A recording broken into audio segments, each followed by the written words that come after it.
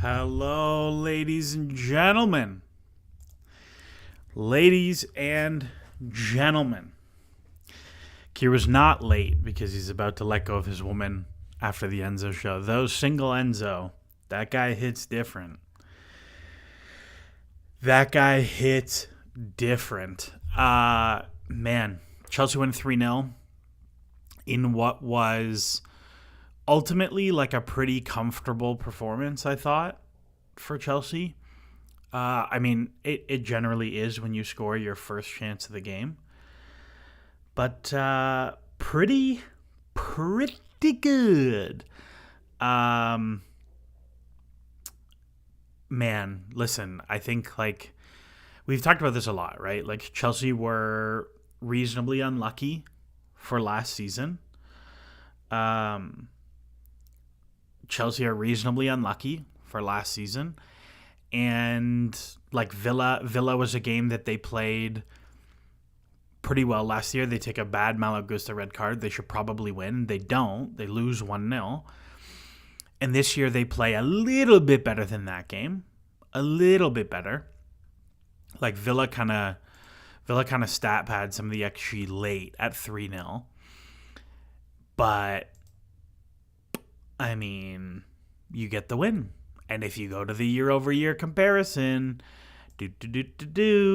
Chelsea up to 73, Spurs drop points, Villa drop points. Like, there is now, to me, there is no world where Chelsea come below fifth. It's not possible now. Like, the points is, something really bad would have to happen. But that's where we're at. Nice to see people piling in. Spurs dropping points is nice. A City-Liverpool draw would also be nice. Again, Chelsea are not in the title race. We're not even going to go there, but it'd be nice to be close. Man, that was fun. That was a lot of fun. And yeah, Elliot Sherman, we still have Ipswich and Southampton. Like, it's Chelsea have 25 points through 13 games, right? If you do the very basic math on that, like, this is not how this works. 1.92, and you have 25 games remaining. So this plus the 25 you already have is 73. 73 gets you into the Champions League basically every season ever in England. Basically every season ever. 73 points gets you there. We'll see. You beat Southampton, you beat Spurs, and like then you have Brentford, Everton, who were 0-0 last year. Like, all of a sudden you're looking a lot better than last year. It is what it is, man. Like, pretty happy with that. Today was a very interesting. I did not like the lineup. And perhaps like we'll start there. So there were a bunch of ways this could have gone. What it ended up being was this. Sancho holding with left, Neto holding with right, Palmer right 10, Enzo left 10, Caicedo, Lavia double pivot. Caicedo defended as a right back. And what is the most interesting thing to me today, and Roshan Suresh put it in the chat, by far the most aggressive press we've played with all year. Finally, the wingers involved in the high press. Chelsea defended 4-1-4-1 today. They have not defended 4-1-4-1 under Maresca even one time, even for like 5 minutes. At no point have we seen 4-1-4-1 defensively. Actually, there might have been like a second half where we did it for a bit. But 4-1-4-1, you had Jackson cut off. You had Palmer and Enzo do the sixes. You had Lavia screen whatever 9 showed. You had these guys mark insanely man-to-man. Insanely man-to-man between Fofana and Colwill, and then Betty Schiller when they came out. I thought the center backs had really, really, really good games. You put aside the like one Fofana like boneheaded error where he should just clear it and he's trying to be cute and keep the ball, and like Watkins does him. Put that aside, basically a flawless center back performance. Obviously, it sucks for Fofana to get hurt. Hopefully, it's like really minor. But I think Badiashile has been so good, and I think that pairing works so well between Badiashile and Colwill. I'm not super worried about it. Like, I think you'll be fine. Hopefully, it's like a minor thing. I actually missed the Fofana injury because you can't really see, but there's a fire in Nevada right now, so they're like intermittently turning the power on and off. And I'm on the same line as one of the neighborhoods that's affected, so like it's they cut your power to make sure the fire doesn't spread. So I missed like 5 minutes in the middle. However, I think we'll be fine with Badiashile is the point of that. But I thought, like, in possession, does the Badiashile remontada mean that the real issue is playing next to Disasi? Yes, probably. And also just like the B team midfields are like, there is no ball winning. It's like the most ridiculous midfield every week. And like no center back can play behind that, in my opinion. I guess if we look at kind of the headline stats, 1.6 to 1.1 XG, this is like probably going to get adjusted down for Chelsea, I think. So somebody asked in the chat, let me find it. Comster, how does one score an indirect free kick? What's the smartest XG place? And Tom and Wilkinson asked what the XG on the indirect free kick was. So Opta had it at 0.2, and they had the Lavia rebound at 0.18. I think this is way too high. Because, like, there is no world where this was not getting blocked. I think this is way too high. The Palmer one, I think, is fine. It's, like, it's accurately scored that it's in a really good spot, but it's, like, super high probability of getting blocked. Which I think is right. In terms of what the smartest thing to do is, there's, like, a few options. One is, like, imagine you have, like, the player on the ball, and you have a second player, right? It's like they're really close, though. And then you have the third player you want to shoot at. What you do is, like, you pass it to him, like you're going to stop it for someone else, and he just bounces it straight back this way for this guy to shoot around the angle. That's one I've really liked. The other that I really like is, like, you just treat it like a penalty, and you shoot it at one of the not goalkeeper players on the line, like at their face, and try and deflect it in. I think that's like another realistic option that I think works really well. But like, just don't smash it at Martinez, and it probably goes better for you. That's kind of where I'm at on that one. Yeah, Roshan Suresh, Fofana is by far the best recovery pace among our defenders, but we should be able to deal with him. Yeah, he's real good. Somebody tweeted at me about, like, I tweeted like the Wesley Fofana experience is that he's really good, but also makes the most insane errors.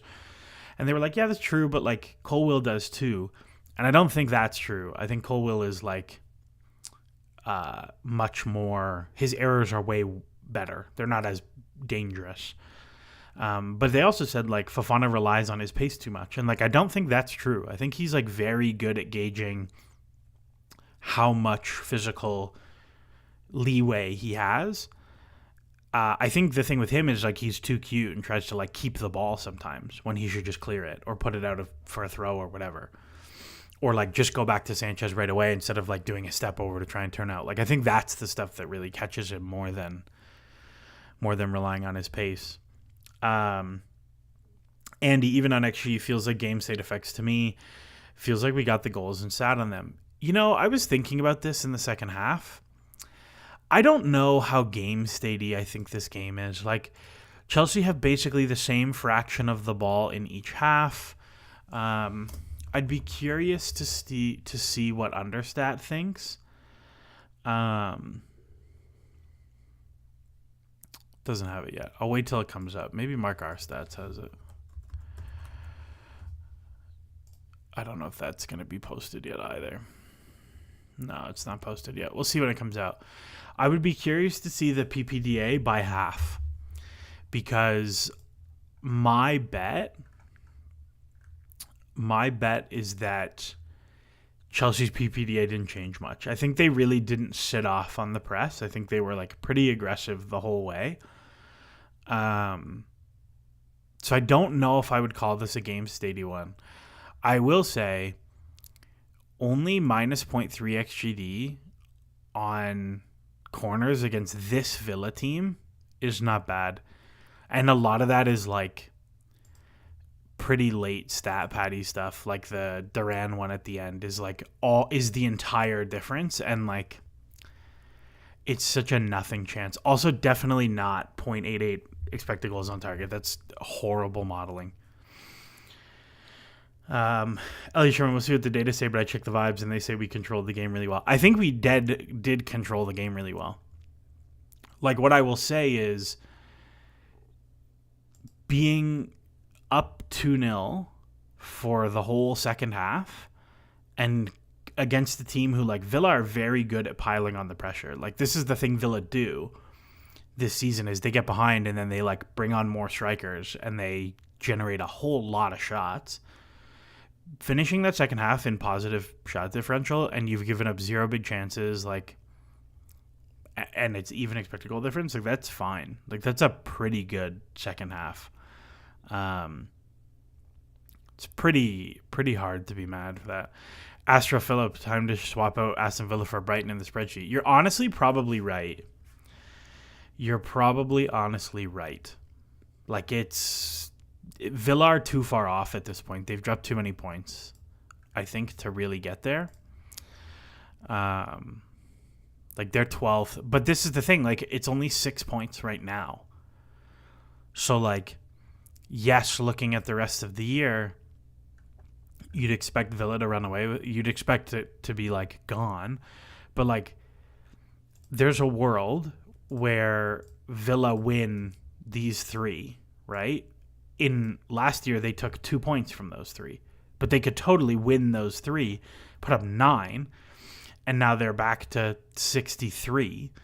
And Chelsea are, Chelsea win, draw, lose, or win, lose, draw or something. And they're back to 69. And now it's like, okay, they're back in it. It's like, I'm not going to take them out. Brighton are legit, though. So we'll see. We'll see where that goes. But, like, basically the exact same as Arsenal, which is, like, pretty hard to be mad at. Thomas Wilkinson, you think Bernardo Cuevas trained them on indirect free kicks? No, definitely not. Andy, feels like the game where it became Jackson as our best attacker. I don't know. Well, I'm curious to hear what other people thought of Jackson today. I thought he was, like, just okay. Scores a nice goal, but I thought other than his goal, like, didn't play particularly well. Like, he should probably score the turnover he generates from Martinez, but I'm curious what Chad thinks, because I didn't think Jackson had a great game. I thought his link-up play was, like, uncharacteristically sloppy too. I will say I really liked this chance where he, like, took his shot early on the angle. I really liked that. Here at the Jackson fan club, we know he was a yellow away from suspension. Yeah, I'm very curious to see if he plays versus Southampton. Because, like, you probably don't need to. Like, you should probably start Nkunku in that game. I also thought Nkunku was very good when he came on. I thought he was really good at, like, linking and running behind. That moment with him and Palmer at half was, like, pretty sweet. I was pretty happy with that. I actually quite liked Chelsea. They were a little late, but I quite liked Chelsea's subs today. Vaguely the same set of subs that I would have made. I wanted Gusto to come way earlier for Lavia, though. I thought, here's a rare Kieran turnaround. I thought Romeo Lavia was genuinely excellent today. I would say comfortably his best game for Chelsea. He was so much more aggressive, breaking lines to pass forward. Like, that pass that he hit to Sancho, the one that went, it was like this. That pass was nuts. He was like very, very good as a passer. I thought defensively he was a lot cleaner than he normally is. Like, not a huge amount of volume, but I thought he screened things a lot better. I thought he jumped things a lot better as a presser. Yeah. Excuse me. Very exciting yawn.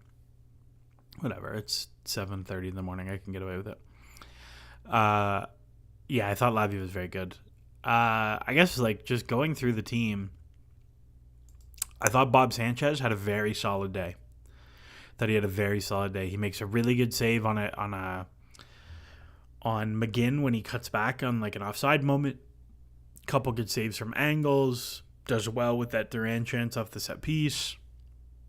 I thought he was like very smart about when to be daring with his build-up play and when to just like clip it out to a winger and hope they win a throw. When to force things, when to speed things up, when to slow things down. The save on the Watkins 1v1 was really good. Really, really good. Like, it's very good technique. I thought Sanchez had a really good day at the office, man. Like, and I would still play Jorgensen against Southampton. I'm not going to lie to you. I would still play Jorgensen. I think he, like, needs the reps in the league. But I thought Sanchez was really good today. And that's good. I like that, like ride the hot hand, golden glove, whatever. I like that. I think that's like good for your squad. Caicedo was probably man of the match to me. Like, I thought he was spectacular today. There is a moment in the second half where, first off, he wins an amazing repress against John McGinn, called a foul, never a foul. There's a moment in the second half, like 70th minute-ish, where Chelsea turned the ball over on the edge of the box. It pops out to like here, and Caicedo wins a tackle, and it goes back to Kamara. Kamara tries to dink it over his head. He wins the second one and keeps the ball again. It was like he is such a special player. Such a special player. It is he is really, really good. I thought Fofana had a really solid game. Again, he has like one kind of terrible error, but I thought his passing today was way better than it normally is. He had, for the first goal, he had a like unbelievable entry pass to Palmer that started the whole move that Cucurella represses and then they score off of. He had another one, a really nice one into Jackson. I thought Fofana had a very solid game in possession for him, which is fun, right? Like, we love that. So I thought that was quite nice. These are taking a long time to update today. That's okay. Colwill, I thought was very good. Very, very, very good. I thought he has such a good sense for when to accelerate, when to like, okay, we've done enough playing, like they've brought enough players forward to press, let's break a line and let's get out of here. It's unbelievable how mature he is for his age and possession. And like when he needs to force it and break a line, he absolutely can.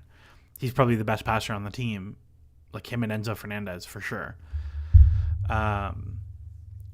But I thought he was like very, very mature today. Like, Chelsea did a really good job killing this game off. Like, it never, I don't know, I'd be curious to hear what everybody else thinks, but like at no point did I felt pretty tense going into halftime. I was like, Chelsea haven't been 2-0 good here.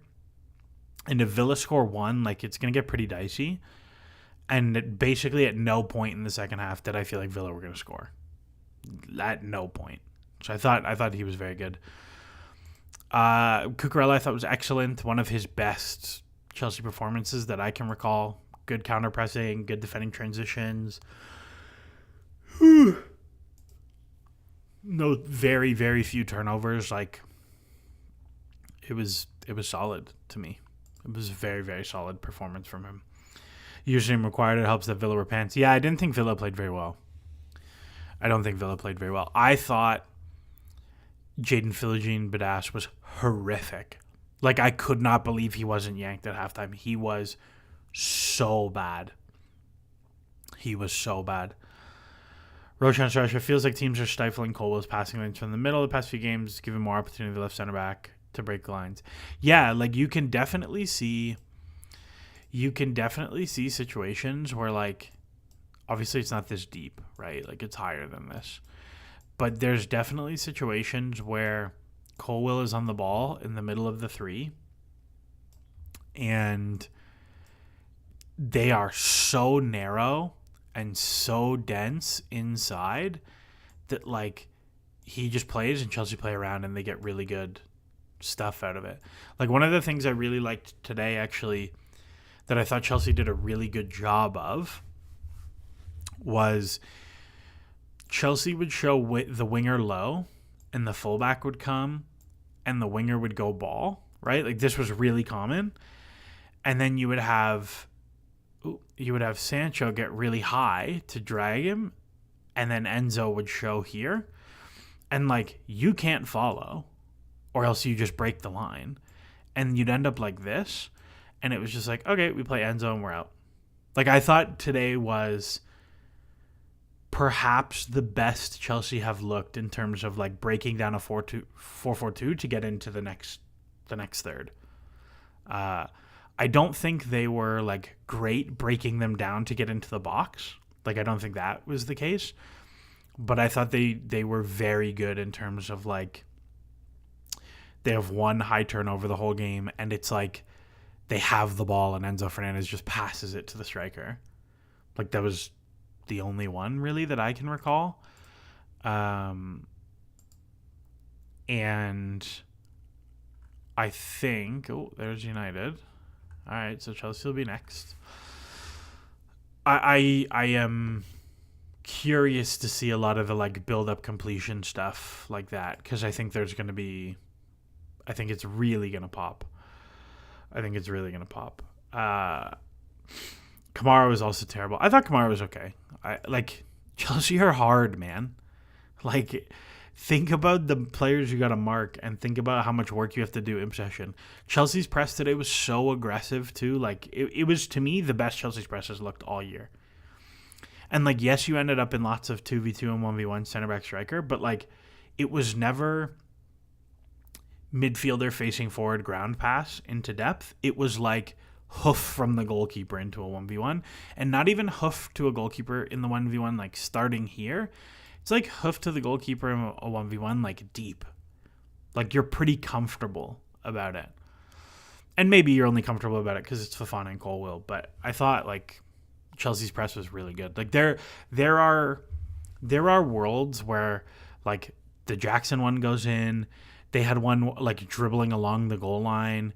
They had, like, a couple really dicey ones on the edge of the box that are, like, couple inches, half a yard from, like, being an amazing turnover. I mean, the Enzo goal is off of a counter press. The Jackson goal is off of a counter press, like, high. Like, I thought Chelsea's high regains were very good today. Fuzzbrain Chelsea's just a good team, to be honest. Ooh, I hope my Wi-Fi's not going out. Yeah, like, that's interesting.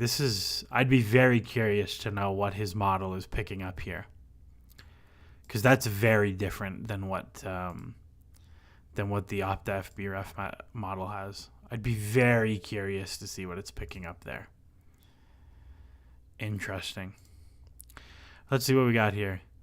Chelsea defensive action height. That's very high for Chelsea. That's really, really, really high for Chelsea. Cucurella, Caicedo, Colwell, yep. Sanchez, yep. Pau Torres, yeah, that's a lot of, like, Chelsea were very happy to let him dribble to open transitions. You saw that a lot.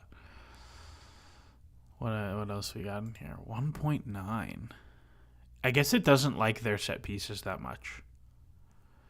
That's pretty interesting. And I wonder what it really likes about some of these Chelsea chances.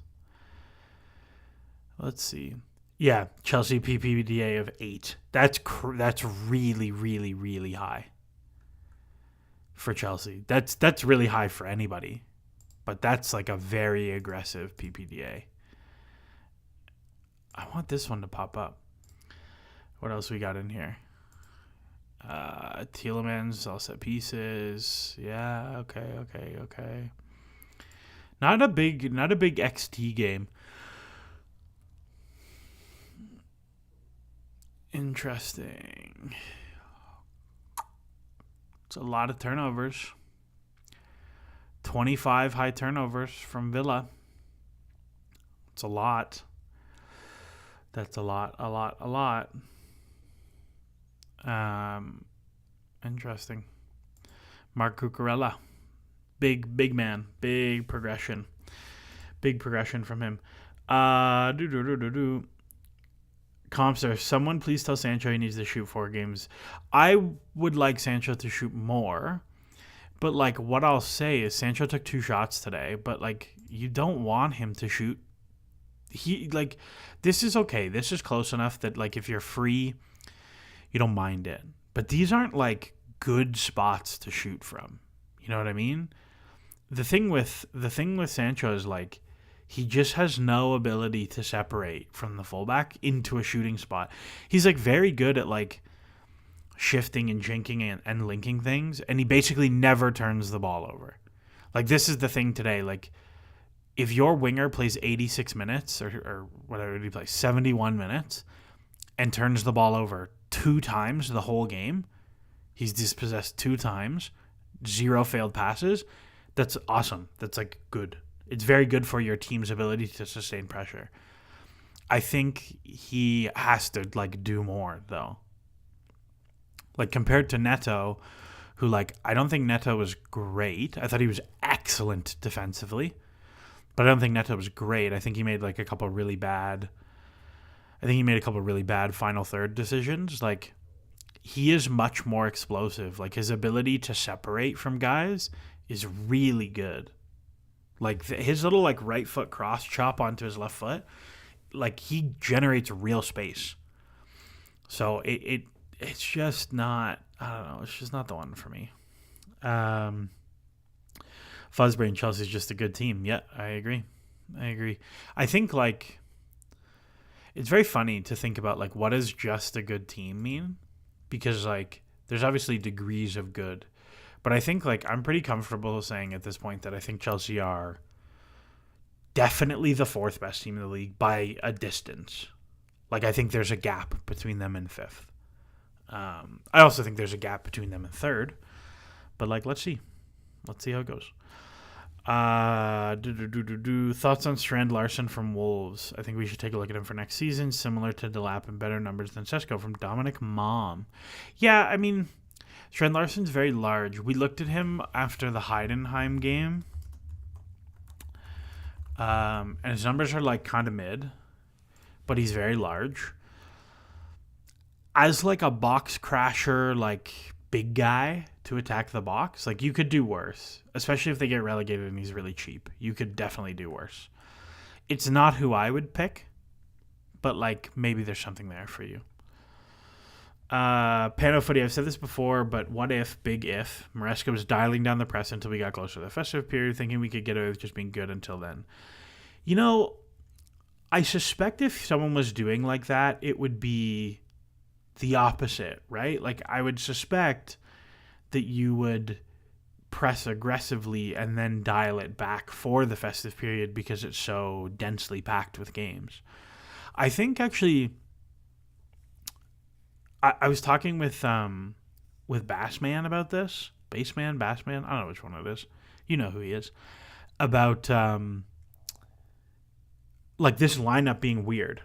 And, like, now we've seen 2 weeks in a row in the league that we've seen, like, different, like, real tweaks. Whereas, like, for 8 weeks before that in the league, we saw the exact same team every single week.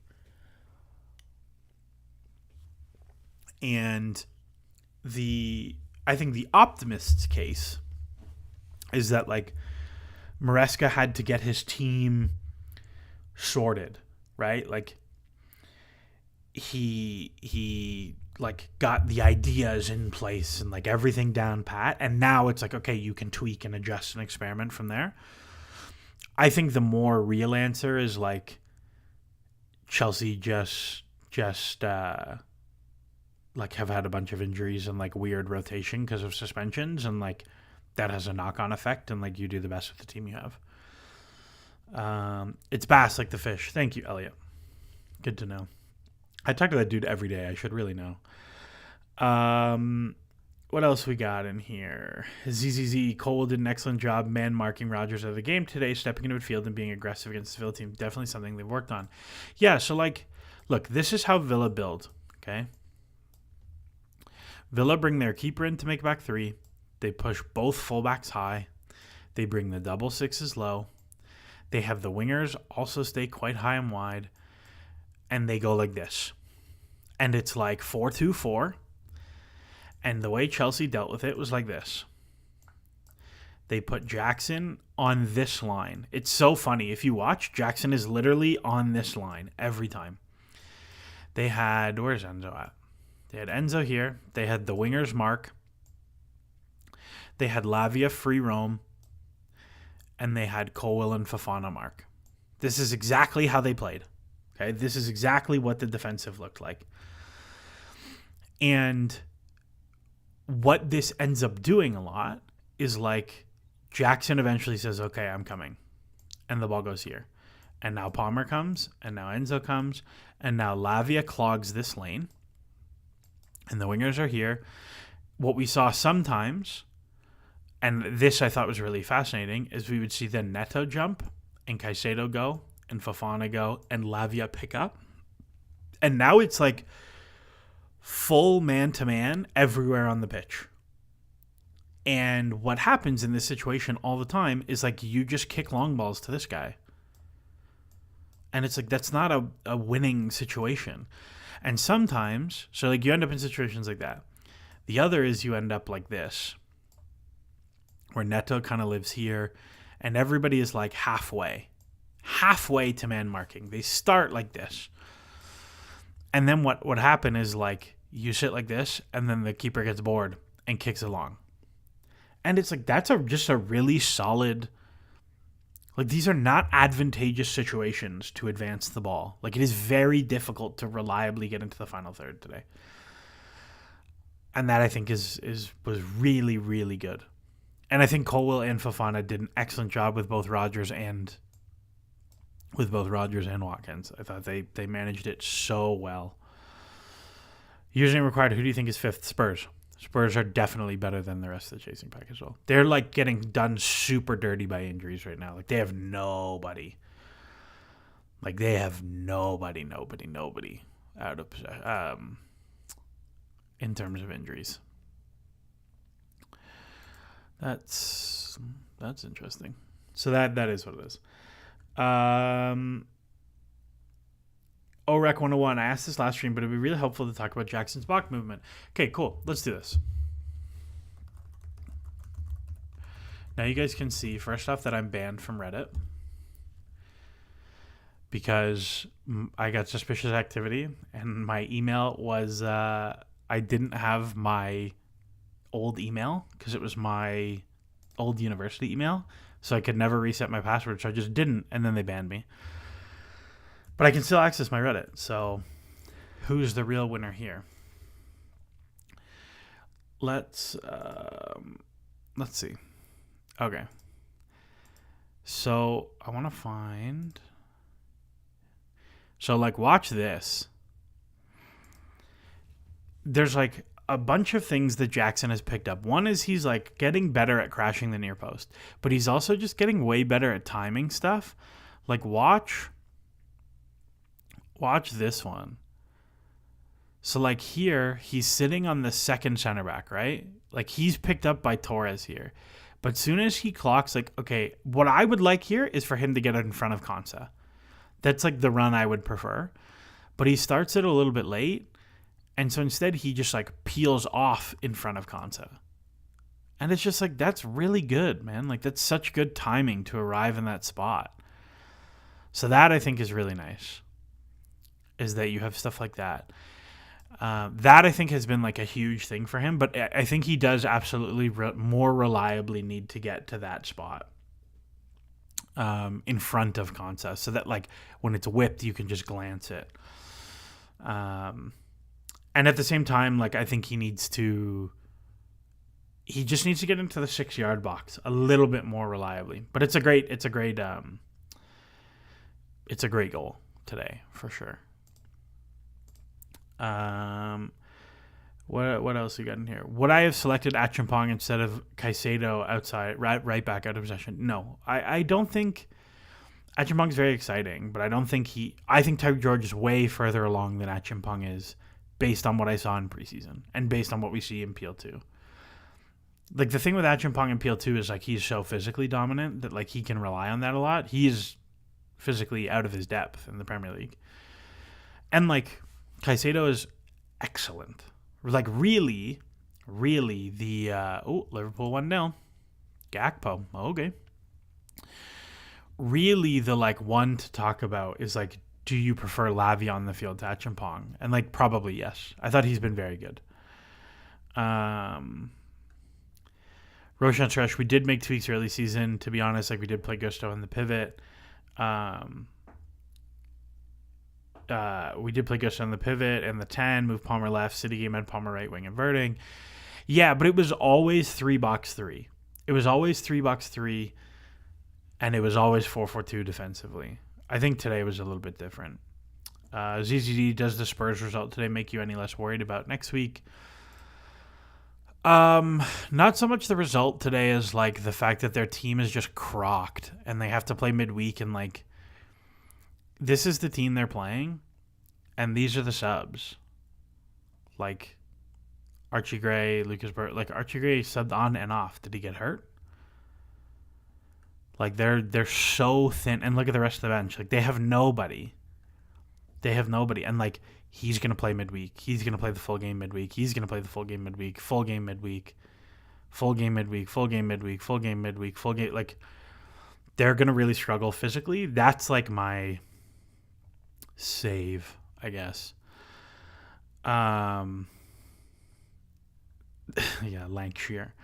I really don't like Emmy's distribution, TBH. For a world where goalies are basically center backs with the ball, I don't know how he gets away with it. Yeah, Emmy Martinez is like wildly overrated. He is not great. He's fine, but he's not great. Spurs better than Brighton? Yes, in my opinion. Spurs better than Brighton. Without injuries, they'll be fine. Amazing Sanchez game in general that kicked Early Jackson. Yeah, I thought he had a really, really solid game. City are getting battered. They look so bad. Maresca confirmed Fofana's out 4 to 5 weeks. Really? Actually? No way.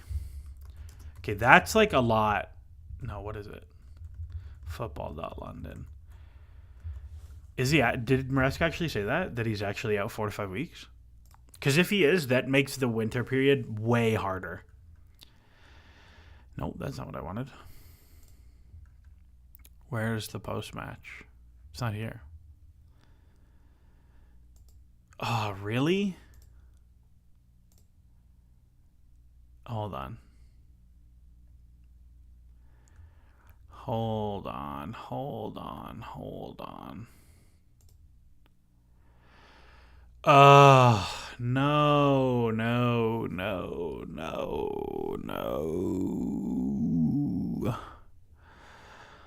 No. Yeah, that is a big loss. Like that's I wonder who this is. I don't want to open it on stream, but I wonder who this is.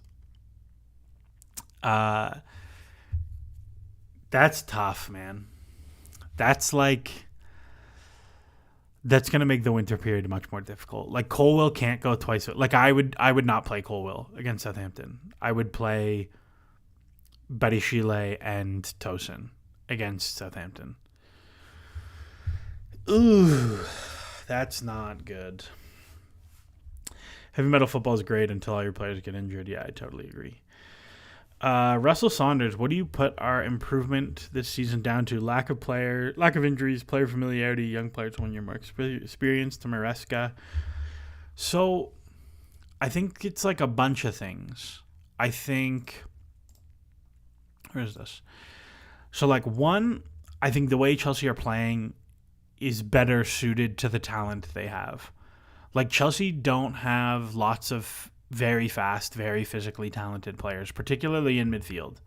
Like I think the way Chelsea chose to play last year was very well suited to Conor Gallagher and basically nobody else.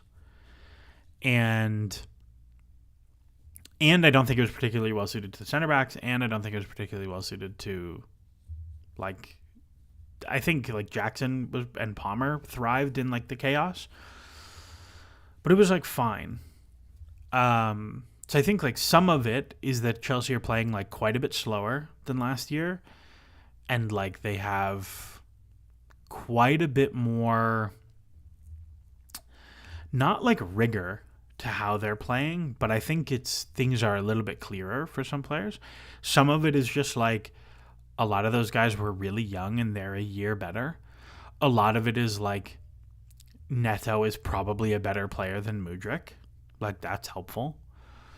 A lot of it is no injuries and like being so aggressive with the rotation in the Conference League, I think has been very helpful for keeping the main group fresh. Where like we basically, like I did, let me find it. I can't remember when I posted it. Nope, that's all MLS stuff. Where did I put it? Here we go. This is what I was looking for. So I was looking like in 15-minute chunks. And so I looked at what I looked at was like 15-minute chunks. The first 15 minutes of the game, the last 15 minutes of the first half, the first 15 minutes of the second half, and the last 15 minutes of the game. First 15 minutes of the game, Chelsea are better. 0.29 XGD last year, plus 0.62. Okay, and now admittedly, through 13 games, like 13 times 15, it's not that many games. It's like 200 minutes. Basically double. To me, the first 15 minutes are like the minutes you have the most control over as a coach. That and the first 15 minutes of the second half. Because like nothing has changed yet. It's like exactly how you set the game out to be. That's better. You also look at the first 15 minutes of the second half. Chelsea were like negative 0.2 XGD. Now they're plus 0.5. These are all per 90, so like just multiply what it actually is by 6. Way better. Way, way better. Chelsea were the third worst defensive team in the whole Premier League in terms of the first 15 minutes of the second half last year, which is crazy. But then if you also look last 15 minutes, really good. Chelsea have been awesome the last 15 minutes of games. Now, maybe there's something here like Chelsea are playing many more long added time games or something like that because like this did not control for that. Maybe, I don't know. Maybe there's something else going on. Maybe it's just random noise. But like this feels like a real thing to me. Like Chelsea have so much more control late in games, especially late in games they're winning, which I think has been really, really nice. So I think that's part of it. I think like the numbers track with how it felt last year. We came out of halftime fairly poor all the time. Yeah, 100%. Like I went and looked this up after Nkunku scored right at the beginning of the second half midweek. Because I was like, I feel like we've scored a lot in that time. And it wasn't as much as I thought it was, but it was pretty good. My toxic trait is trying to get people to say partition variance instead of control. Yeah, that's fair. I think like right, like the thing with variance in football that I think people don't understand, or that I think like doesn't come across that easily, but is very true. And like Chelsea are obviously not thinking about soccer this way, and like I don't think Enzo Maresca is thinking about soccer this way, but like there's two kinds of variance. There is variance in your performance level. So like if a team is a 0.75 XGD team, there is noise up and down around that 0.75 XGD true level. I think Enzo Maresca has drastically reduced that amount of variance. That amount of variance, I think, is way smaller if you look at the error bars. I think we looked on stream midweek. So for people who weren't here midweek, I don't know if it's still there. If you look, so this is the variance around XGD and around goal difference and around XG and so on, so on, so on. And this is the standard deviation in that number. Okay, XGD, it's about the same. And whatever, XG, it's the same. But in terms of like the predictive stuff you have control over, shots for, shots against, box touches, it's all way lower. Way lower. So that I think is like pretty real, which is quite nice. Chelsea up to like +5 on box touch difference for the season now, which is pretty sweet. So that's always nice, I guess. And like almost +3 shot difference now, which is pretty sweet. So that's one half of things. And then the other half of the variance is like, if you put up a +0.7 XGD game, how often do you win? And that's like you have very little control over. Like if you have better finishers or something, but like better finishers are A, rare, and B, like not worth controlling for. Like if you do the math, like would you rather a guy who takes one more shot a game or is a +15% finisher, making him like a 95th percentile finisher? Just take the guy who takes an extra shot a game. Like it's fairly obvious to work out that way. Man, that's really unfortunate about Fofana. That really sucks. Wow. Is this as bad as this looks? Because that's a beating. Oh my God. That's a beating. Okay, Liverpool. Not bad. Not bad. I'm actually going to I'm going to put this on my other screen, and I won't put sound on. And I don't condone this behavior. But I am going to put this on my other screen, because that's a beating. Holy shit, that's a beating. Why not? We'll do like a watch. Arnold brings it away. Okay, chill. We'll do like a watch-along style thing. Not really watch-along, but you know what I mean. It's on my screen, so you can't see it, and we won't get got, but it's here. Pep may retire from football. I've never seen one of his teams this cooked. I don't know. That guy seems depressed. Alrighty. Yeah, that today was solid, man. Today was solid. Is Understat up yet? Can I look at their model? No, I don't know. So Understat, for those of you who don't know, Understat just steal who scored data. It's like a Russian website, and they just take who scored data and then they make their models off of it. So sometimes if who scored is slow, they're slow, which is pretty funny. Pretty funny. Ellie Sherman, I'll get the biryani.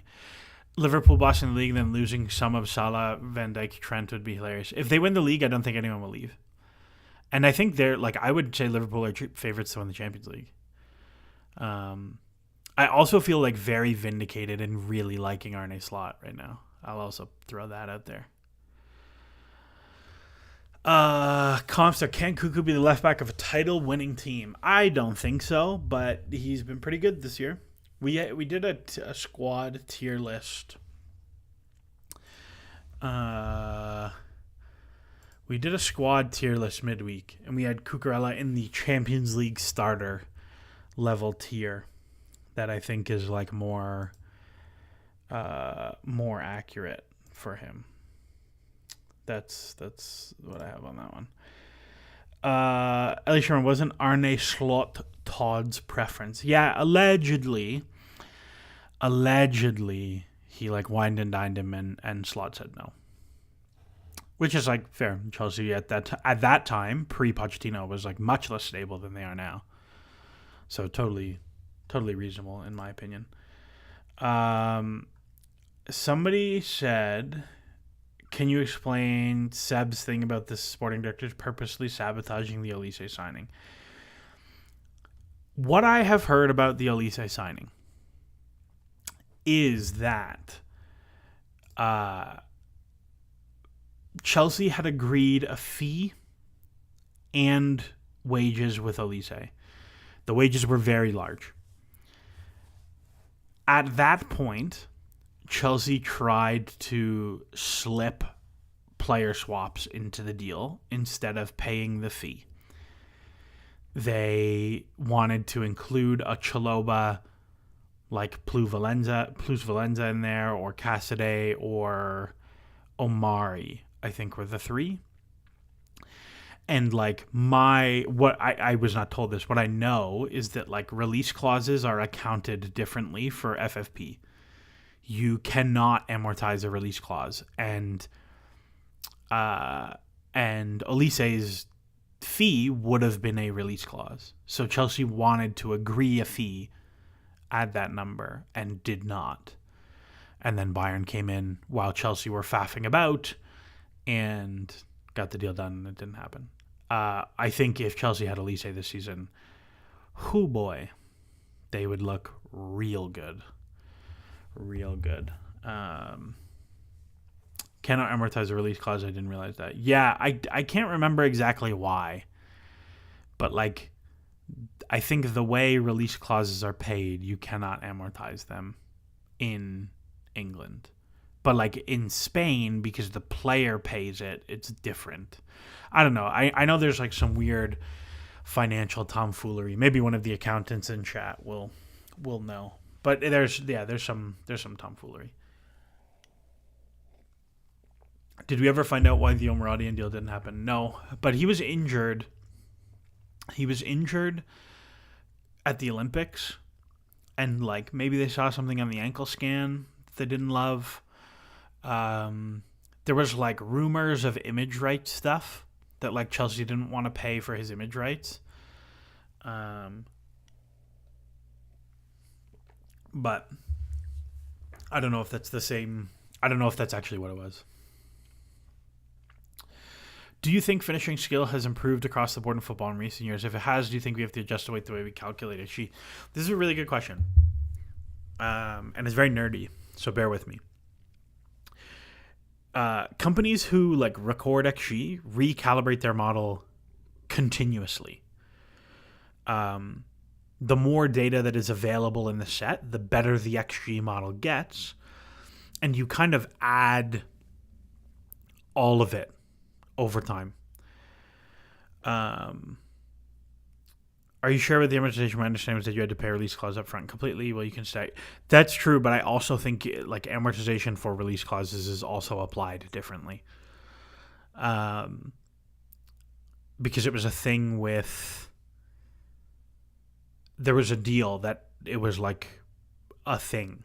Like, if I recall correctly, Chelsea didn't agree a release clause with Diego Costa. They agreed a fee for slightly more. Was part of it. Anyways, finishing skill. Teams are the people who like data companies or whatever are continuously recalibrating their XG model. So like at ASA, American Soccer Analysis, we recalibrate our XG model every year. It's every time we get a new season of data, it's like a whole thing. It was Enzo Fernandez. Yes, Enzo Fernandez. We paid way over the odds for more favorable payment terms in terms of schedule, but also for FFP reasons. You're right. It was Enzo Fernandez. So like ASA, we recalibrate our model every year based on the new data that comes out. And by new data, I mean like this shot happened in this location. Did it go in? Yes, no. Add it to the model. And like you build out edge cases and all that sort of stuff. So that's one half of it. And the more data you get, the better XG models get. Like there's an old plot showing like shot number versus like ROC, which is like a measure of model accuracy. It's like the area under the curve of the model fit. And you can see like 10,000 shots is like the minimum you need to do anything. But like at this point, like some of the models are like 50,000 shots, 100,000 shots, 250,000 shots. So like last year, women's football was a big up year in goals minus XG. This year, it's a bit more accurate. Yeah, I was talking about this with someone the other day, with Graham Macquarie on Blue Sky, who, like, if you're an old head in Chelsea Twitter, you remember Graham, who like isn't on Twitter anymore. He's only on Blue Sky. He was asking like, what's the deal with that? But like the general approach now that's like kind of accepted as the best way to do it is you throw as much data in the pot as you can, and then you give the model as much information as you can about the context of that shot. So like not just where it happened, what part of the body you took it with. StatsBomb have things like shot impact height now, so like, which is a few years old at this point, but like how high the ball is. So like it's a volley that's a yard off the ground versus a volley that's like head height. Very different. Very, very different. But also things like what player took it, what league the shot was in, the game state, the time in the game, all those sorts of things. And basically it lets the model like choose as a flag what is useful. So they have players around, don't they? Yeah, like if the shot is under pressure and like who's there, all those things. And it lets the model choose, like, is this flag meaningful or not? So like what a thing you see with women's football versus men's football is like a lot of shots, it doesn't matter, it's the same. But things like headers, it really does matter. The conversion rate of headers in women's football is way lower than the conversion rate for headers in men's football. On the flip side, long shots are way better in women's football than they are in men's football. Same with shots from bad angles. That's another one. So like things like that all happen. Now, the first half of the question that you had was, do you think finishing skill has improved across the board in football in recent years? And the answer to that is absolutely yes. And there's two parts of it. One is that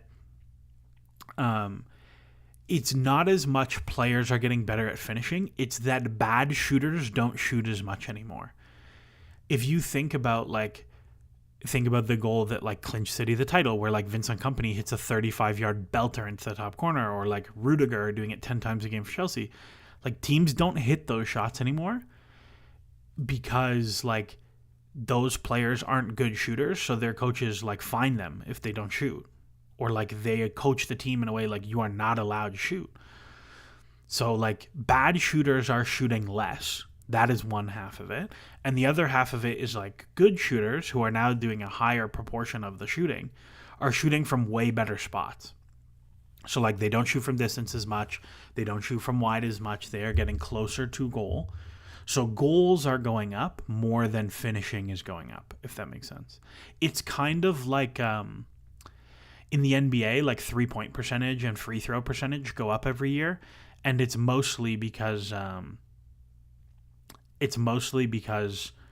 like bad guys don't shoot threes anymore, and bad guys like don't get to the line to shoot fouls anymore. That's like basically the reasoning behind it. And like, yeah, Pano and Elliot said like there's less shots from distance, and I'm sure XG plays a part in less outside the box. But it is like 100%. Like teams have realized like it is bad process to shoot from distance 20 times a game. And XG is part of that. It is a real thing. And to be fair, like Michael Cox did an article that I really didn't like, but Michael Cox did an article about like how has analytics changed soccer, and he said the point like I don't think it has at all. Like there's all these like on the field, he's like recruitment for sure, but on the field like the trend of like people shooting closer to goal was happening way before XG was a thing. And like that is true, but also it's accelerated very quickly. But also we see things like cutbacks. Like cutbacks are a thing that's been juiced. Teams are like playing way more direct with low budgets. Like there's a lot of things, pressing. Like there's a lot of things that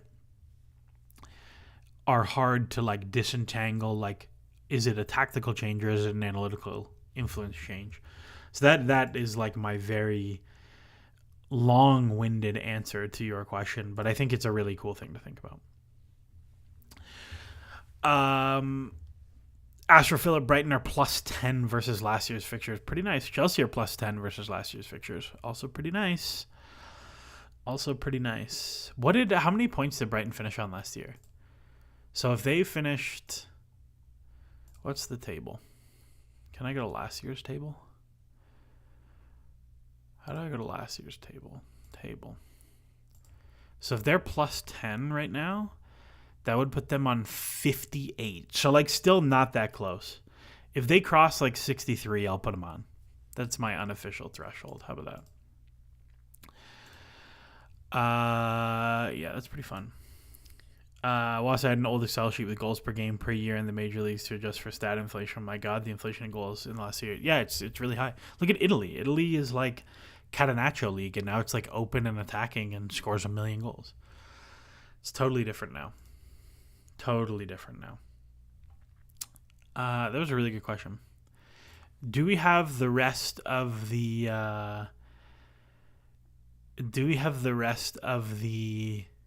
press conference is what I want to know. I want to hear what else he said, but it's not here. I think Bobby Vincent didn't go to the game. Somebody let me know where I can find the full Somebody let me know where I can find the full press conference to see what else Maresca had to say. Unless I can just go through Naz's tweets. Bad news. Cole Palmer, Netflix, the players that make people pay for tickets. Maresca on why Chelsea, for some of these players, the Carabao final was the biggest game they played. You need to live moments to get better.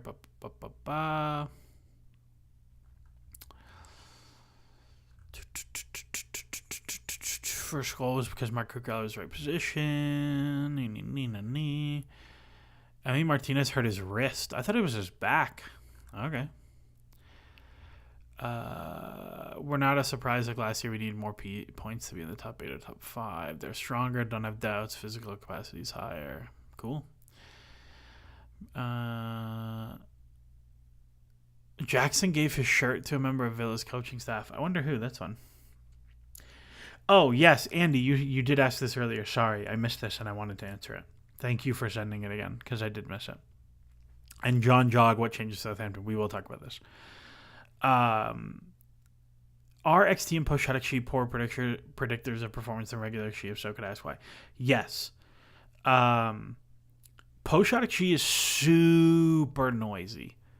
Super noisy. It is not a good it's actually not like a terrible predictor of like game scores, of individual game scores, because like if you think about it, like if you stick one in the top corner, it adequately measures that you stuck it in the top corner, you know what I mean? And if you miss the net, it measures that. It's like kind of cheating, but like that's like saying goals are a better predictor of goals. Goals in the game you're looking at are a better predictor of goals in the game you're looking at than XG is, like, obviously. In terms of future, post-shot XG is just super noisy. Like, it's very, very up and down. Expected threat is, like, useful. But expected threat is, like... Expected threat doesn't capture the shots part of it, which is, like, a critical part of it. Like turning your territorial advantage into expected goals really matters. So like when we talk about predictiveness, there's like how well does it predict the result of that match? And there is how good is it a predictor of future performances? And like what we've seen is that basically for less than 8 games, basically nothing is that good a predictor of the future. Between 8 and like 30 games, XG is the best predictor we have. Between 30 games and more, goals and goal difference are the best predictor we have. Like once you get to like the 3/4 of the season mark, goal difference is a better predictor of season finish than expected goal difference, which is pretty cool. What's really interesting is we did a cool study for MLS. Let me see if I can find it. In MLS, XG doesn't really work. So we did this thing at ASA. We still have a Slack channel for it called the Replication Project, where we just like throw old papers in and old articles and see if they're still true today. And so in the original data set, basically, this is looking at how predictive are these metrics of future goal ratio or future points. So like this is the ratio of expected goals, the shot on target ratio, which if you're like an OG stat head, like shot on target ratio in soccer was like one of the legit original analytics. Ellie Sherman, I bet they replicate better than most of social psychology. I bet they replicate better than almost all academic literature. I've seen that stuff. It's not fun. Sometimes I get emails. This is so unrelated. Sometimes I still get emails from papers that like we submitted to when I was in grad school or whatever. And they're like, will you peer review this? And I'm like, no, I have a job. I'm not going to peer review this like crappy paper for your journal for free. No, I'm not doing that.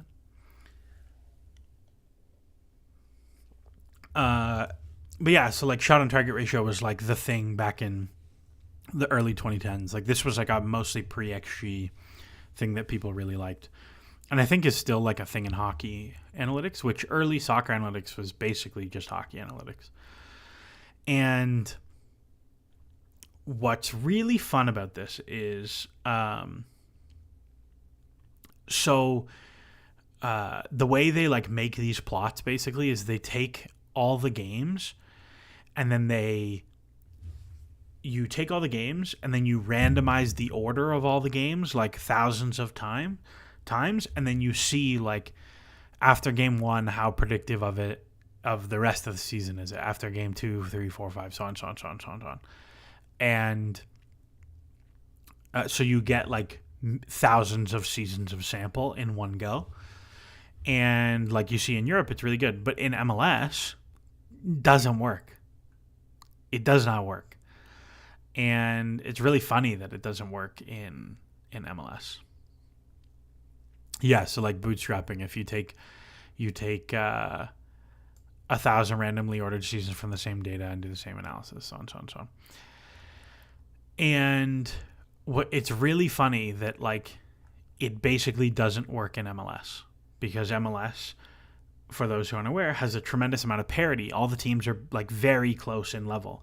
Like if you look at the MLS table,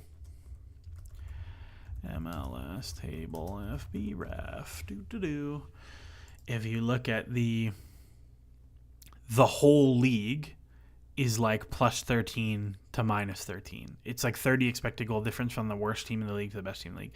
There's like the odd team that's worse, but like they're whatever.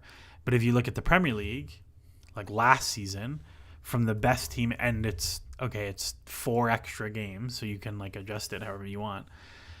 But from the best team to the worst team, it's like 80 goals, right? So you have just way less parity. So a lot of these stats like kind of require that like talent difference, or else it's just a lot of noise in the middle.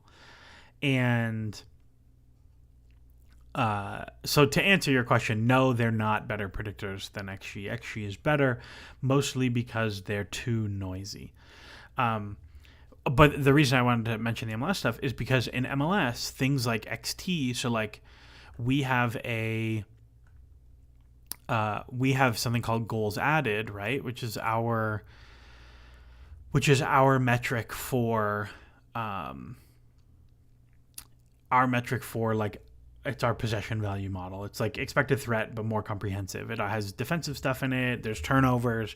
There's a lot more to it. And what we saw was that actually in MLS, G+ ratio is the most predictive thing we have, much more so than XG, because it was much more able to capture the whole picture of what teams are doing because it has a shots-based component. It has a defensive-based component. It has all this sort of things. So things like this are very positive.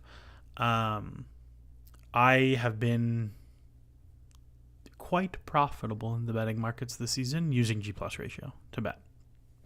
So it is like a nice, it works. So to answer your question in the long way, G+ ratio in Europe, I believe it is like a little bit worse than XG, but in MLS where like teams are even and you need more information to split them out, it's a little bit better.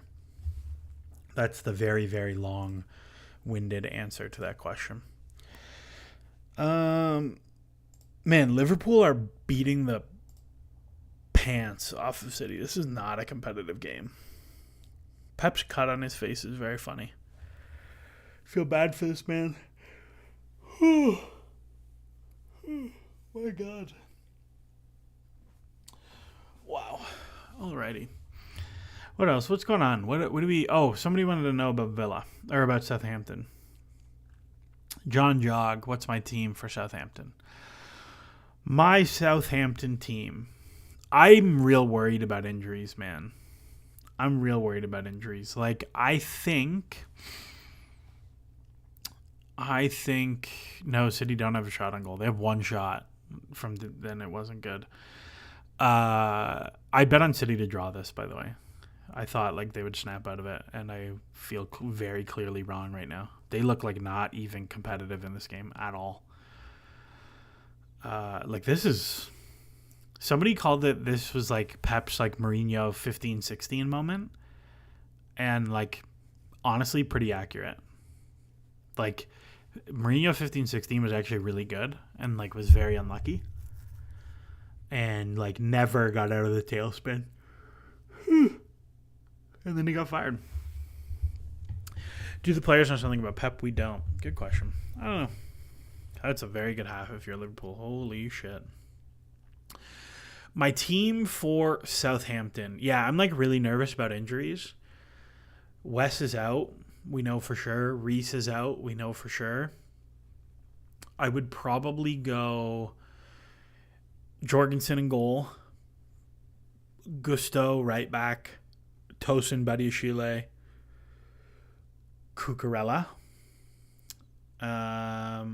Which is a very awkward back three to build with. Like Tosin right center back is probably not the one you want.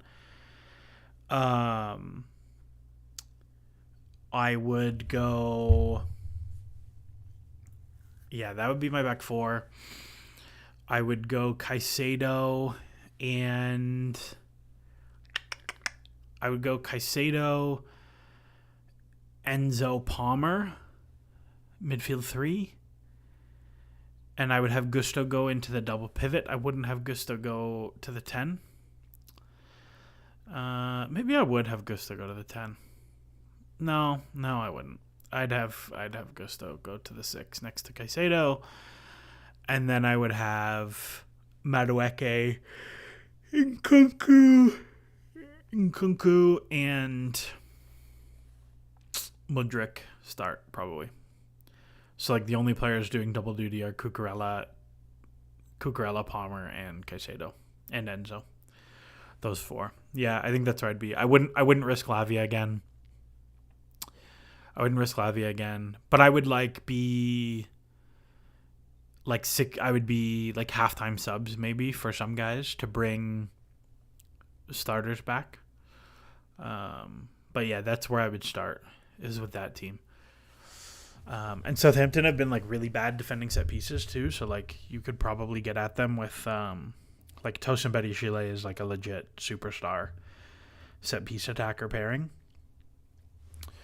I think that's my team. Would be Jorgensen, Gusto, Tosin, Badiashile, Cucurella, Caicedo, Enzo Palmer, and Madueke and Nkunku. And Mudryk. Maybe rest Palmer too. I would not rest Palmer. Only because, like, let's see. So he's going to play midweek, and then he's going to play, and then he's not going to play. and then he's going to play again, and then he's not going to play. And then he's going to have to do that. So it's like he's only going to do 1 3-game week. And like if Southampton is going well, you can take him off at halftime for Felix. I think that's where my head is at. Kadar, hey Kieran, what's going on, bro? Yeah, Dibbling is suspended. Look at their outages. No Ramsdale, no Lallana, no Bazunu, no Bednarik, no Onuachu, no Ross Stewart, no Will Smallbone. Dibbling is suspended. There's somebody else suspended. Like, they're so cooked. They're so cooked for that game. Cole, Caicedo, Palmer, Cucurella are our 4 outfield players over 1,000 minutes so far. Is that... Yeah, that seems right. That seems right.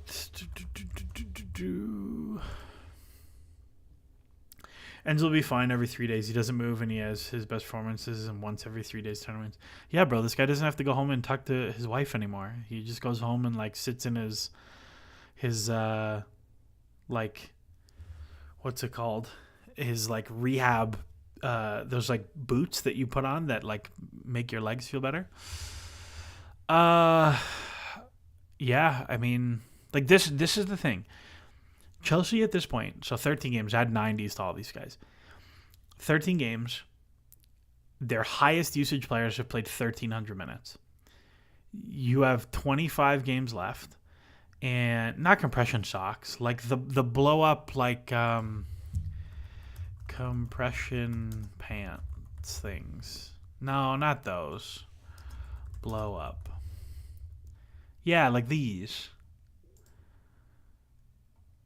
Yeah, like these things. This is what he goes home and he puts these on. He puts those on.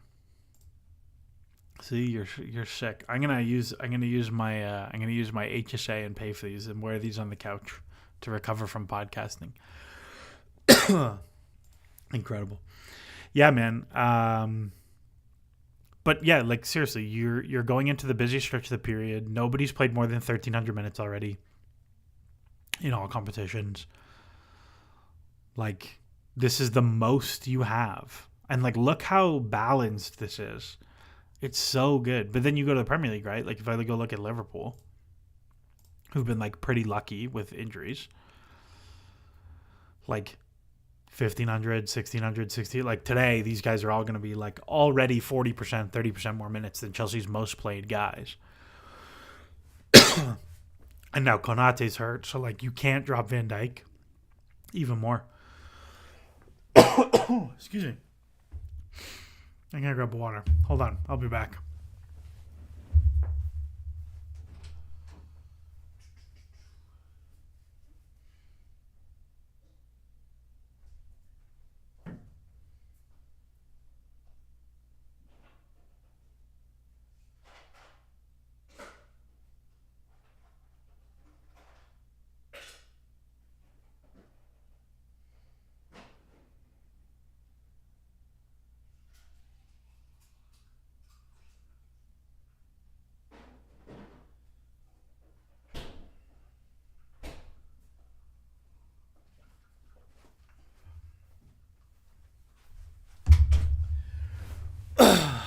We're so back.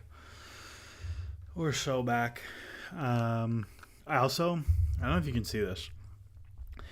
I sliced my finger yesterday cutting a bagel so bad that I had to super glue the cut closed because I didn't want to go to the hospital and pay for stitches.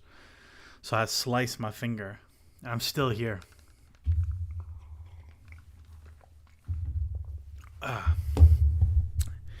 Talk amongst yourselves. Rhode Island is neither a road nor an island. Surely Rhode Island is an island.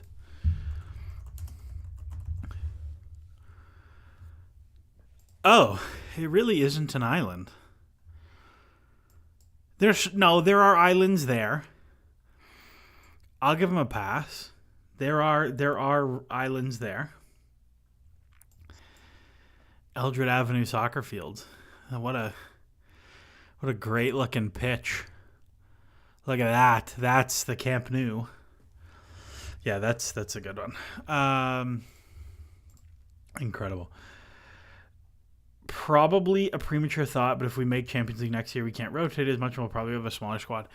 Yeah, this is. I think I talked about this midweek that like, if you go Champions League, you cannot do A team, B team, and like you are definitely better off.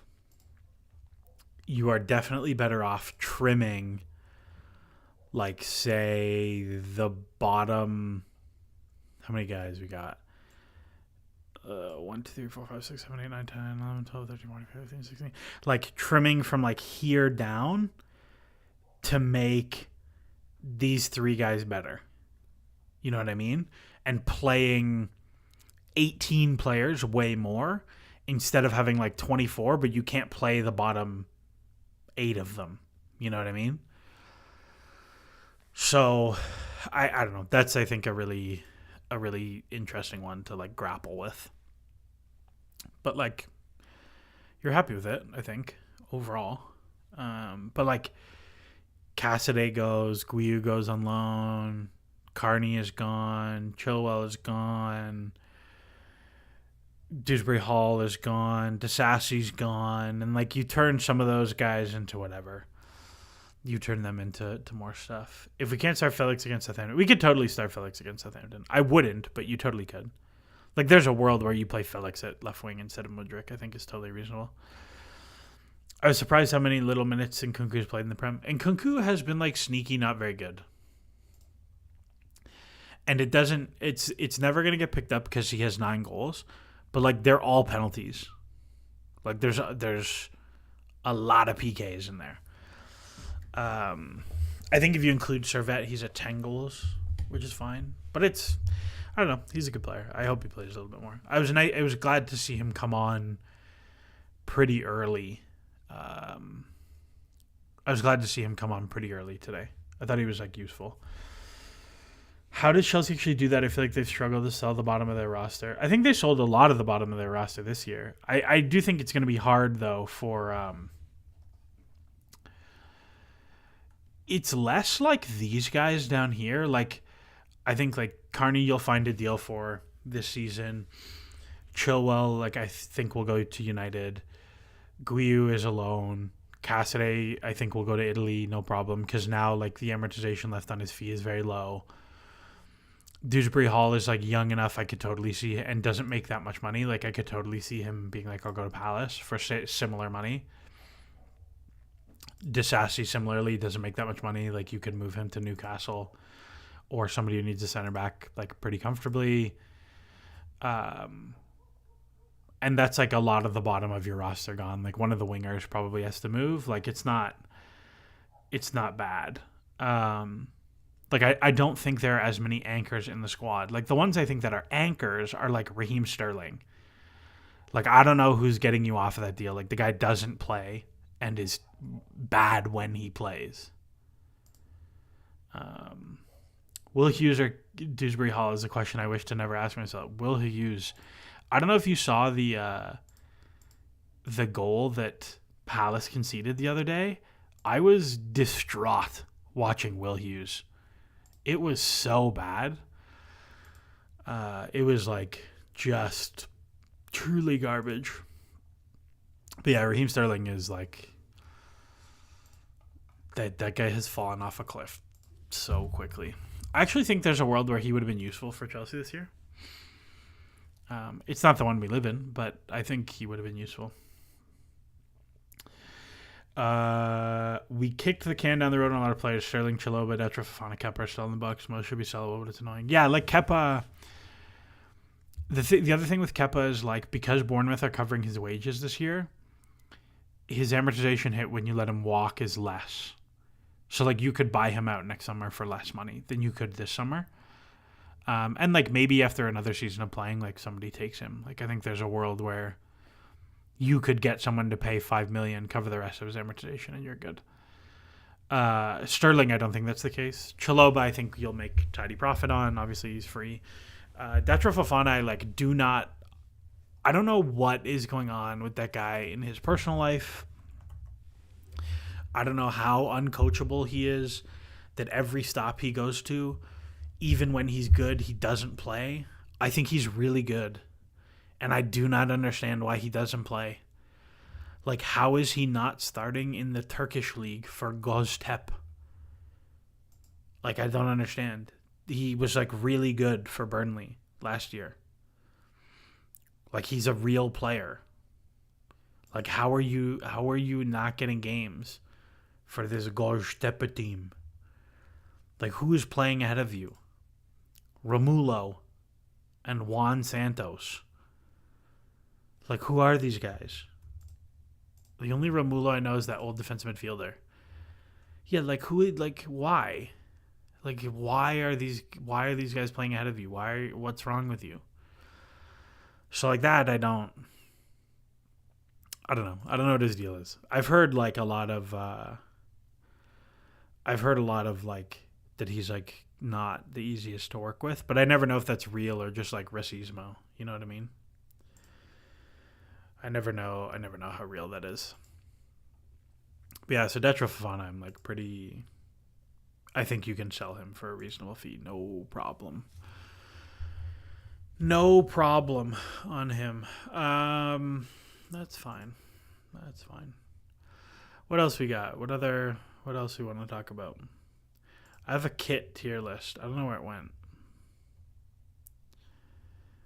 I was going to make one. Yeah, I have a kit tier list that we can do. He was remonstrating on the sidelines of the Union Berlin coach that one time. Yeah, that did happen. And I heard like he was not the best to work with at Burnley.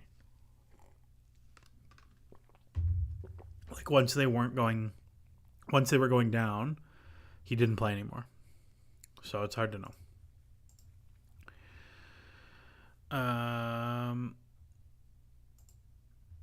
What do we got here? I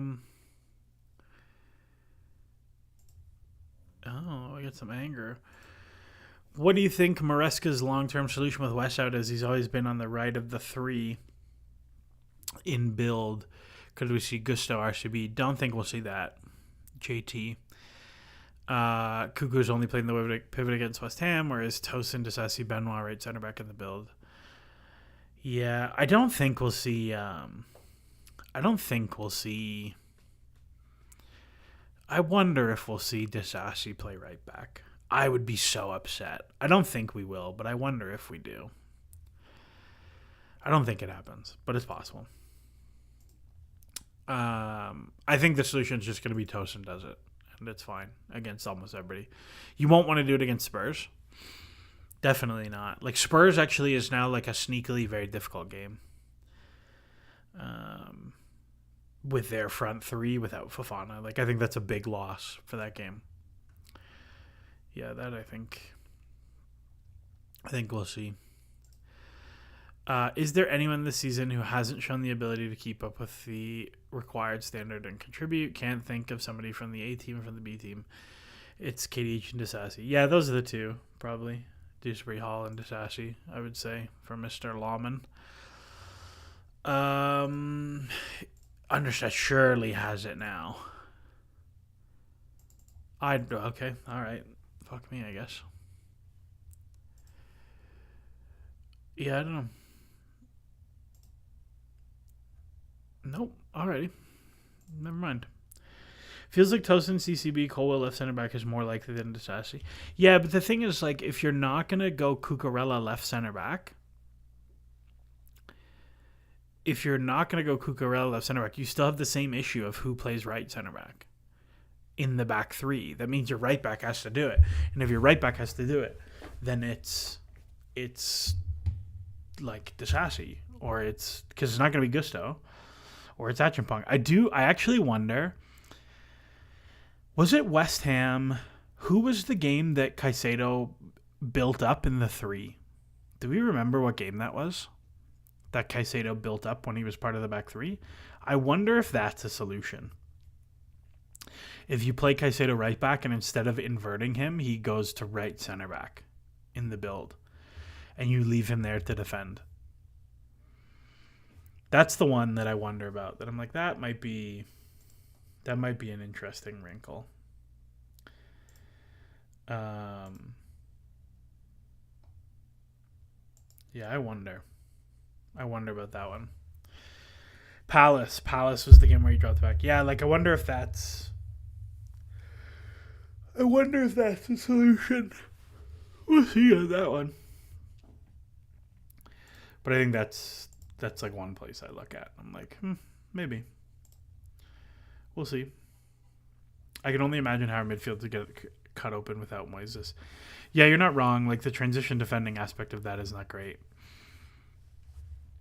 But if it's Lavia and Enzo deeper, like maybe that's not so bad. I don't know.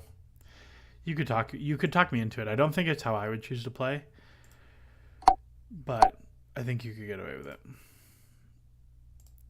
Never. I think you could get away with it. Doku obviously was warming. I had to restart my Liverpool stream. Sorry. Yeah, that is an interesting one. Would love to see ranked Chelsea managers. I wonder if there is a Chelsea manager one, because I don't want to make it. If you make it, I'll do it. Chelsea signings 2010 to 2020. Chelsea managers of Roman Abramovich era. Made in Chelsea cast. I don't know any made in Chelsea people. It ends with Tuchel.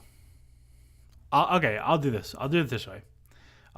And then I will like manually add Potter and Pochettino and Lampard 2.0 in there. How about that? Easy one. Easy. AVB was like, I don't even know. People thought AVB was going to be like, I don't even know. I think people thought Maresca was going to be like Villas-Boas. I think Seb said that he thought Maresca was like Villas-Boas, which is pretty funny. Love that. Carlo is like one of my favorite. That 2009-10 season was like so fun, man. Genuinely one of the most fun seasons that I can recall. That was very fun. Also elite, but less than Carlo. Conte is like genuinely one of my favorite ever managers. My first ever Chelsea game. Let me see. I think I have this. Hold on. My first ever Chelsea game was in the middle of that crazy title run on the way, and like the crazy winning one, and I got this little thing made of it. So I have my first ever match ticket to go to, and it has like the stats from the game against Swansea. Chelsea had 66% possession. They won 3-1. Fabregas, 19th minute. Then Llorente scored off a set piece. Pedro, 72nd minute. Diego Costa, 84th minute. David Luiz got booked. Pedro got subbed for Matic. Moses got subbed for Zuma. And Hazard came off for Willian. Yeah, it was pretty cool. But that, like, and so after that game, let me put this back on the wall.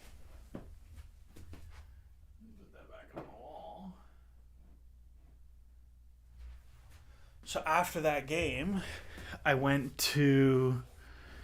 After that game, I was like, I want to try and meet players. So I went to like the tunnel where they where the buses come in and leave.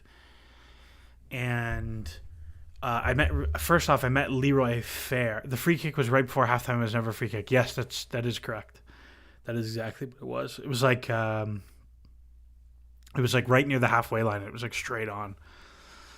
And Fabregas' goal was like a Hazard dangle and then like a cutback for Fabregas.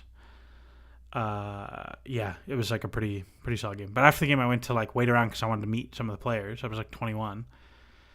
And first off met Leroy Fair, who was wearing a Toronto Blue Jays hat. And I was like, oh man, I'm from Toronto. So we chatted briefly, which was funny. And then, yeah, like none of the Chelsea players came out that way. They all like went out some secret way. Didn't see them. and it started to rain, and like nobody's around. I'm just like standing there, and Antonio Conte came out, and so I met Antonio Conte, and I said to him, what did I say to him? I said something like, you're gonna. I didn't say thanks for the season, though, but I said like grazie for fixing Chelsea or something ridiculous like that. And yeah, it was pretty funny. Yeah, there's me. There is me meeting Conte. And yeah, so that was my first Chelsea game. Super fun. So Conte obviously goes into the elite tier. What's the point I'm making? Di Matteo. He has to go into accomplishment because he won a Champions League, but he was very bad aside from that. Very, very bad aside from that. Has to. You think if you got to see Maresca's gorgeous eyes face to face, you'd be all in on him. I'd be too concerned about him doing the weird lips thing. He does this thing where he goes like, he like chews his lips when he talks to people, and it's really unsettling. He just like, all the time, just lips. All the time. Yeah, so Di Matteo has to go there. But I don't know. Avram Grant, okay. That team was really good. And they played fine, but he didn't like win that much. Servette 2-0 up. We love to see it. We love to see Servette winning. Our Swiss friends. My stream died, and I don't care. That's fine.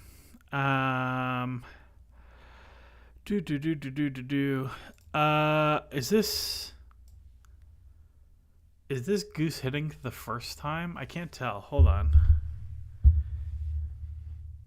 I think this is Goose hitting the first time.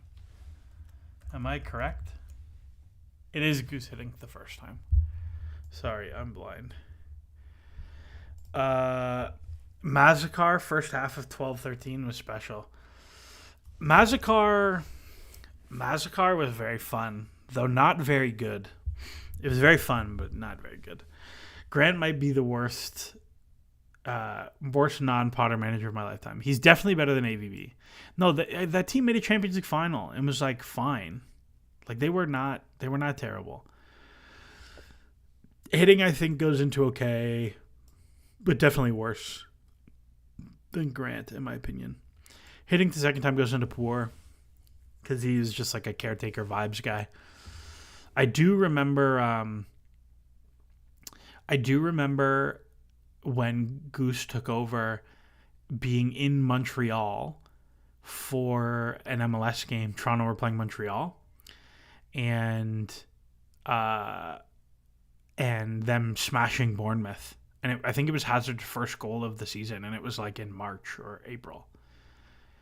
And yeah, I also really liked the Yokohama kits that year. That's a separate thing. Lampard 1.0 was really good. That I still like until the end, man. So good.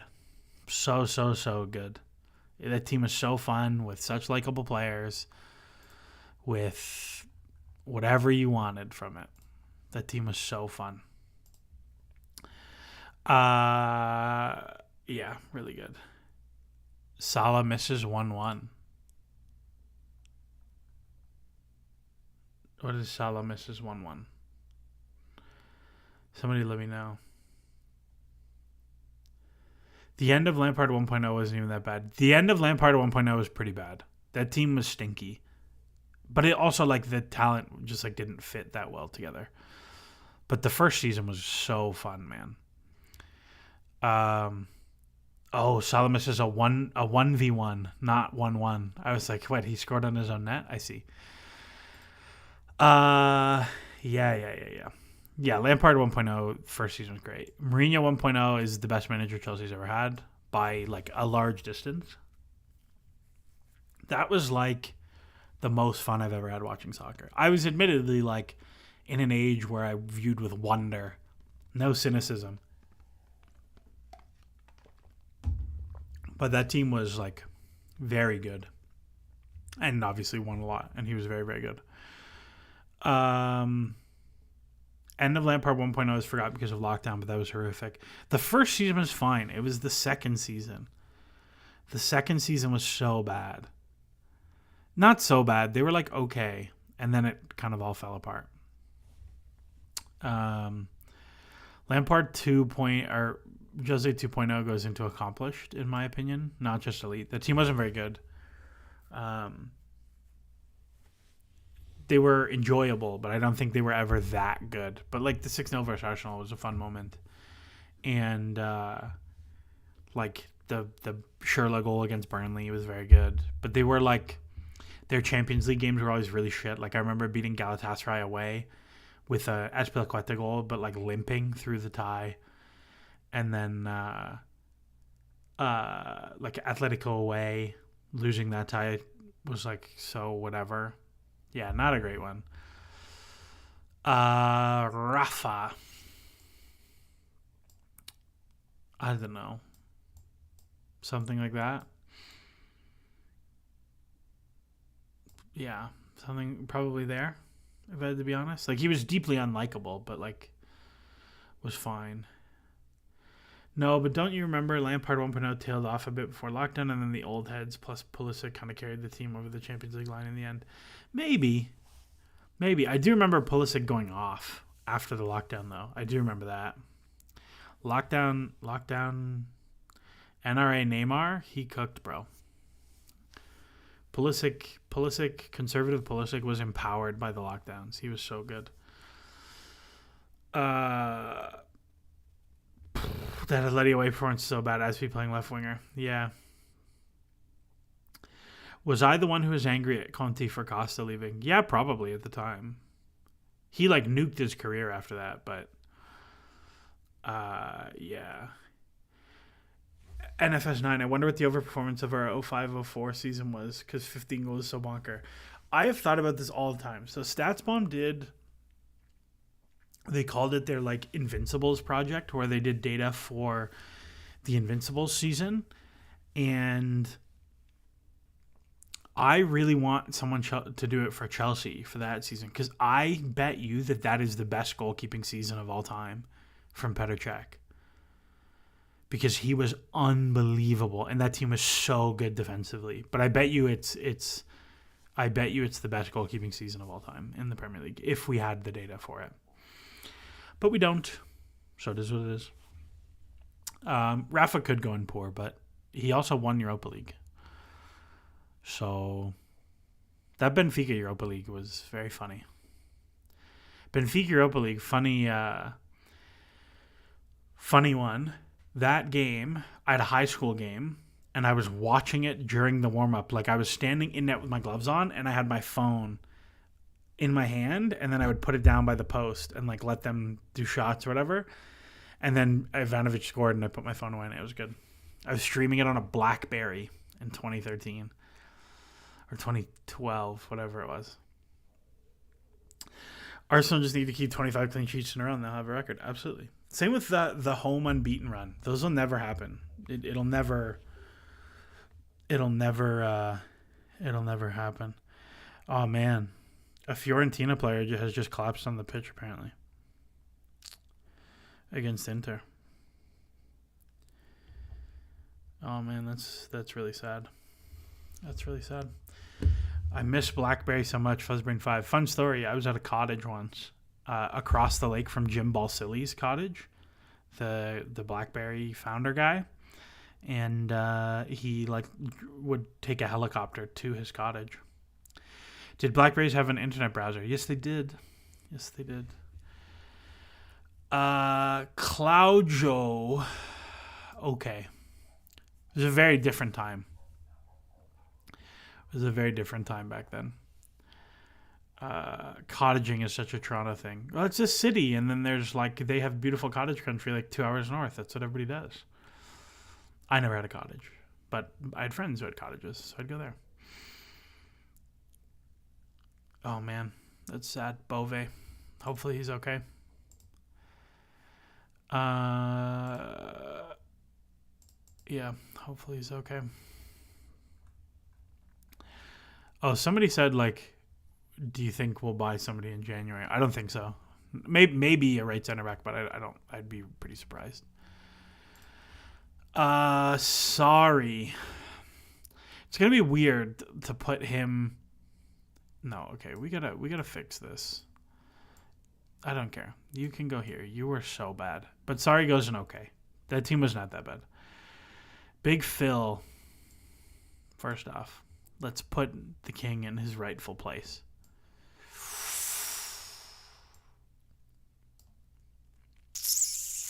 I don't know. That's tough. He wasn't better than Ancelotti. That team was better. But ooh, I don't know. Hold on, we're gonna fix the inter-tier ratings. I'm gonna put him below Conte because he didn't win a league. He won a Champions League, but he didn't win a league. And it ended worse than Conte did. Big Phil goes in poor. That team was fucking terrible. It was unwatchable with such good talent. Tuchel should be accomplished. He's not elite. Tuchel is, to me, these four are like clearly the best coaches Chelsea have ever had. And I think there's a big gap between him and Mourinho 2.0. Like Mourinho 2.0, that team was really good. Like Chelsea under Tuchel had a Champions League like with not a lot of talent. Like, okay, they had some good players. Like Conte was great. But like 38-year-old Thiago Silva, Edu Mendy out of nowhere, James Mount go from academy players to like legit some of the world's best in their positions.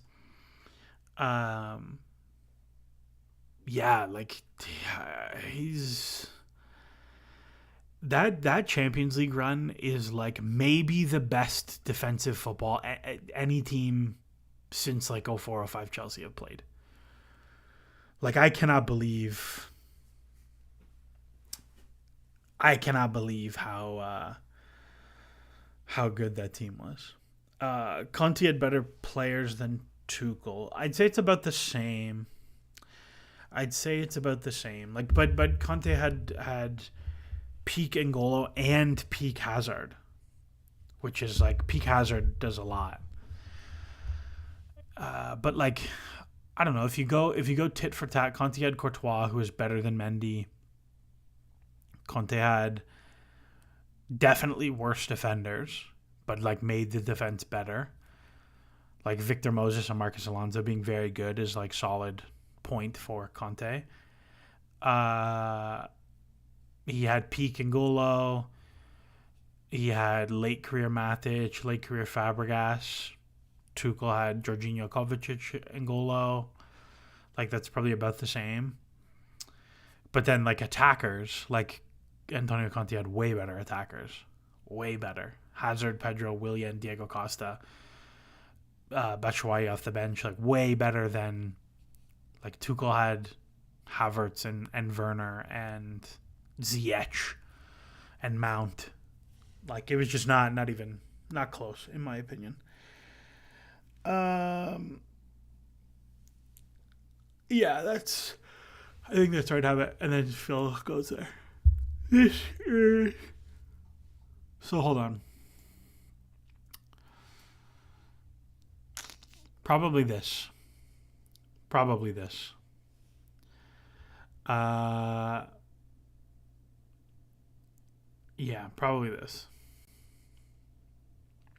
Do you think Tuchel will be able to make it at a big club again? Seems like he just can't help falling out. I mean, I think Tuchel has had like right to fall out at every club. Like Dortmund, he fell out because of the bomb thing, where he was like, I don't want to play this game today. Our players just, like a terrorist, just tried to attack our bus. And they were like, no, you have to play. And Dortmund are like not a great club to work for. PSG, like, team is pretty good. Same problem. Chelsea, team is pretty good. Same problem, like crazy owners. And then Bayern, like his Bayern team last year had the best expected goal difference of any team ever in the data set, I think behind his PSG team in the entirety of the FBref data set. And they got unlucky that like Leverkusen had like the most unbelievable season, and now like Bayern are not that good the next season as well. So I don't know. I think he will get another big job for sure. Like if he wins the World Cup with England, which is totally possible, I think he will. I think there's like a real chance he retires early though. No, but Tuchel falls out with all his players too. I don't think that's real.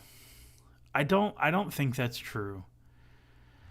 I think he falls out with some players, but I don't think he falls out with all players. I think he is like a similar level of falling out to Pep, which is like a normal amount for like mercurial, very high caliber managers.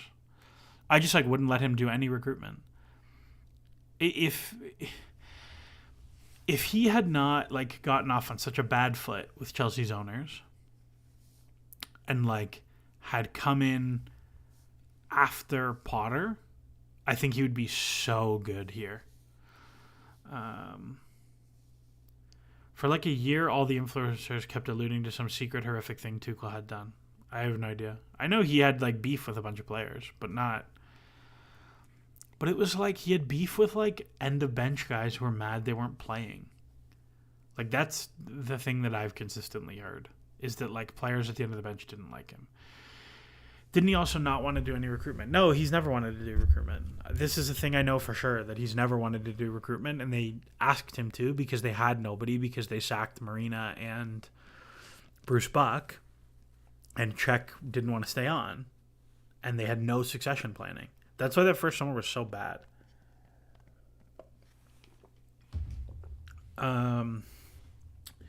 Somebody asked me about Havertz. Matic Fabregas is definitely better than Kovacic, Jorginho. No, not at that point, I don't think. Like, Matic was like 29, and Fabregas was old. I think it's like probably about the same.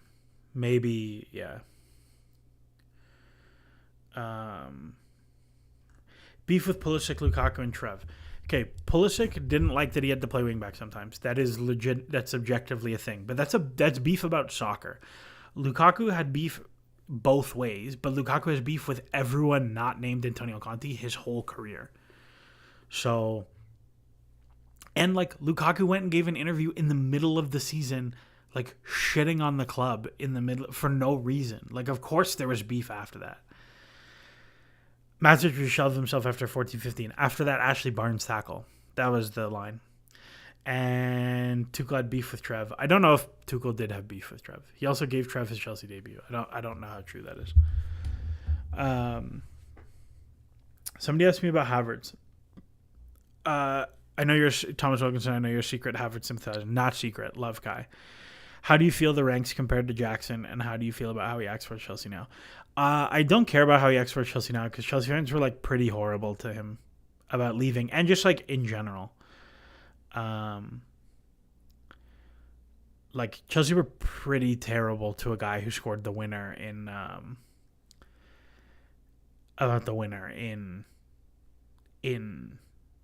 the Champions League final. Like, whatever, if he wants to celebrate, he can celebrate. I don't care. Jackson is a better striker than he is, though. I think Havertz is like, I think Jackson is a better striker for Chelsea. I think if you were like, unironically, Real Madrid should sign Kai Havertz to play with Vinicius and Mbappe, and play him as the right winger, and play Mbappe as the 9. That I think is like objectively, like, I think he is so good with scoring wingers, and he's unbelievable defensively. Yeah, I think Havertz is really good. I think Jackson's a better striker for Chelsea. I strongly disagree with your opinion on Havertz. Yeah, I think fans are pretty good to Havertz. I mean, maybe I wasn't in stadium, so I don't know. But like, my sense from my seat was that like it was pretty negative for him, and like the stuff online was pretty horrible. I think. Havertz should have been Liverpool's Firmino upgrade. Yeah, too expensive though. But yeah. Pano Footy, I think something happened in Tuchel's life, with or around his divorce. Remember people saying Bully felt bad. Yeah, again, like if you think about the year that Tuchel had, he wins the Champions League, he gets divorced, his club is sanctioned by the government, and he now basically has to go and talk on behalf of Roman Abramovich, a sanctioned Russian oligarch, every week, and like beg for the forgiveness of the English people to not let the club fold, while he's like paying for hotels out of his own pocket so they don't have to check out and sit in the lobby for 8 hours. Like, that's an incredibly stressful situation. And then you come in and these fucking Americans are like, oh yeah, okay, also you have to run recruitment now. Like, yeah, fair enough. Like that's hard. Like, that's a really hard situation, I think. Yeah, it is what it is.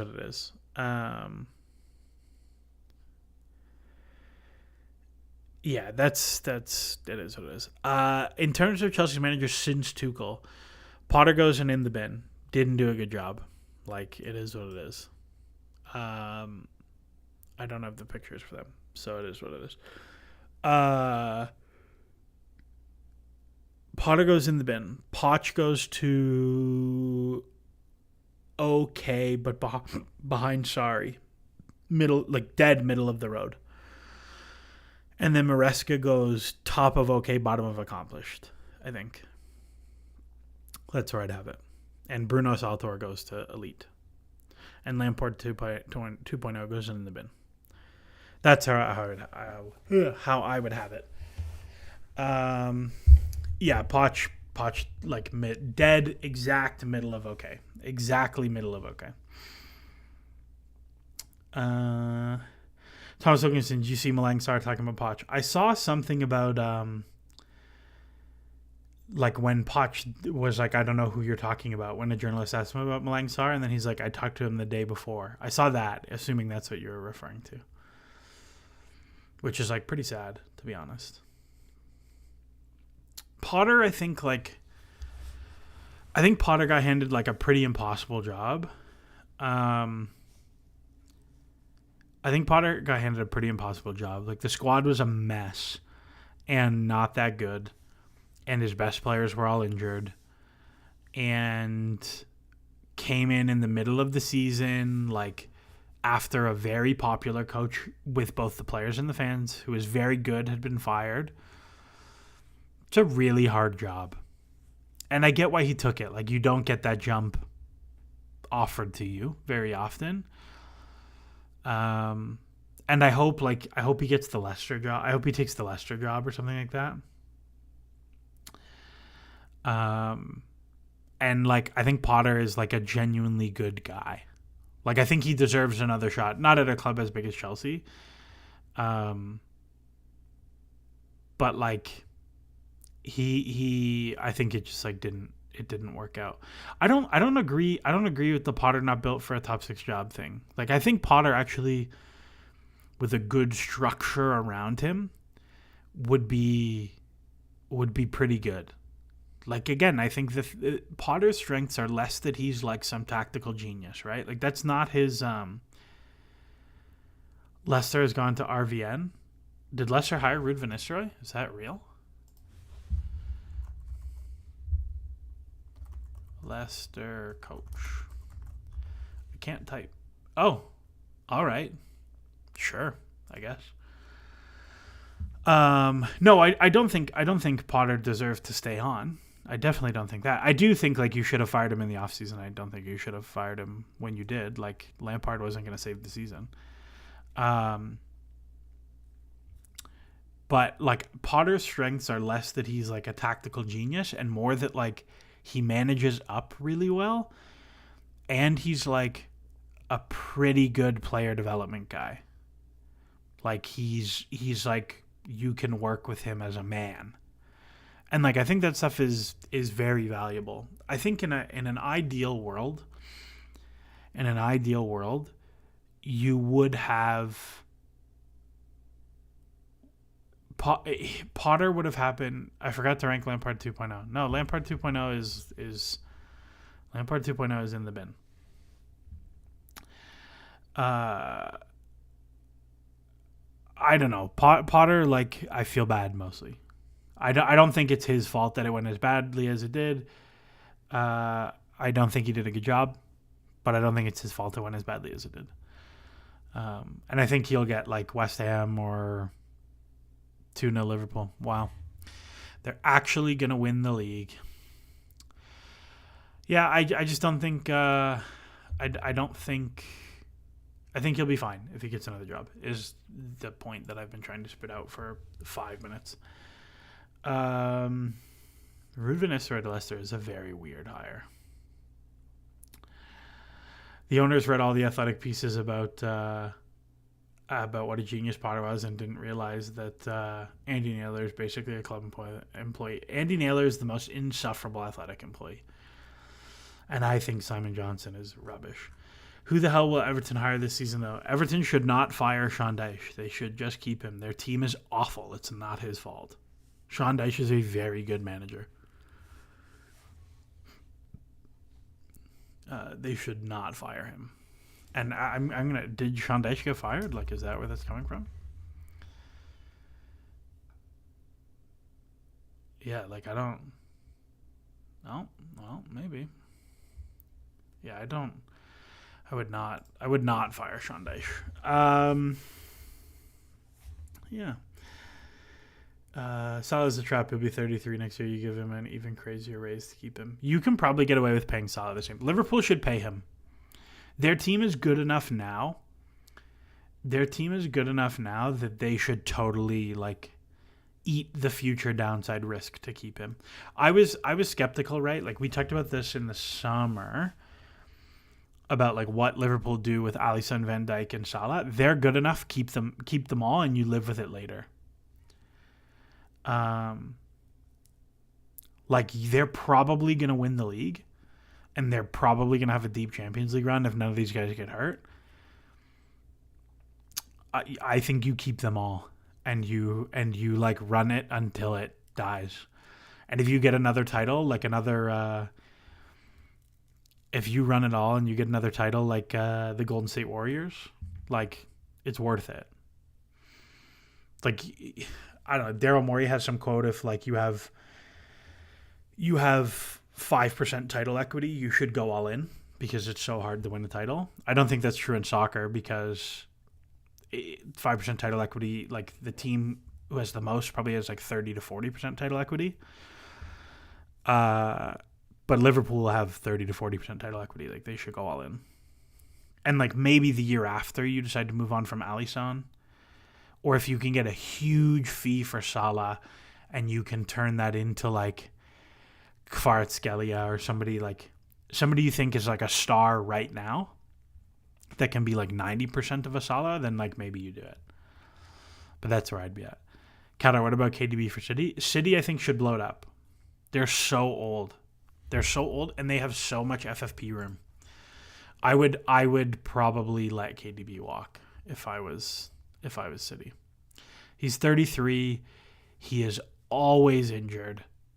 He's still very good, but he's always injured. Like I would compare him to Salah, who has like a tremendously positive injury record. Yeah, I would move on from KDB. I would sell Ederson this summer to Saudi. I would probably try and move on from Kyle Walker, or at least play him less.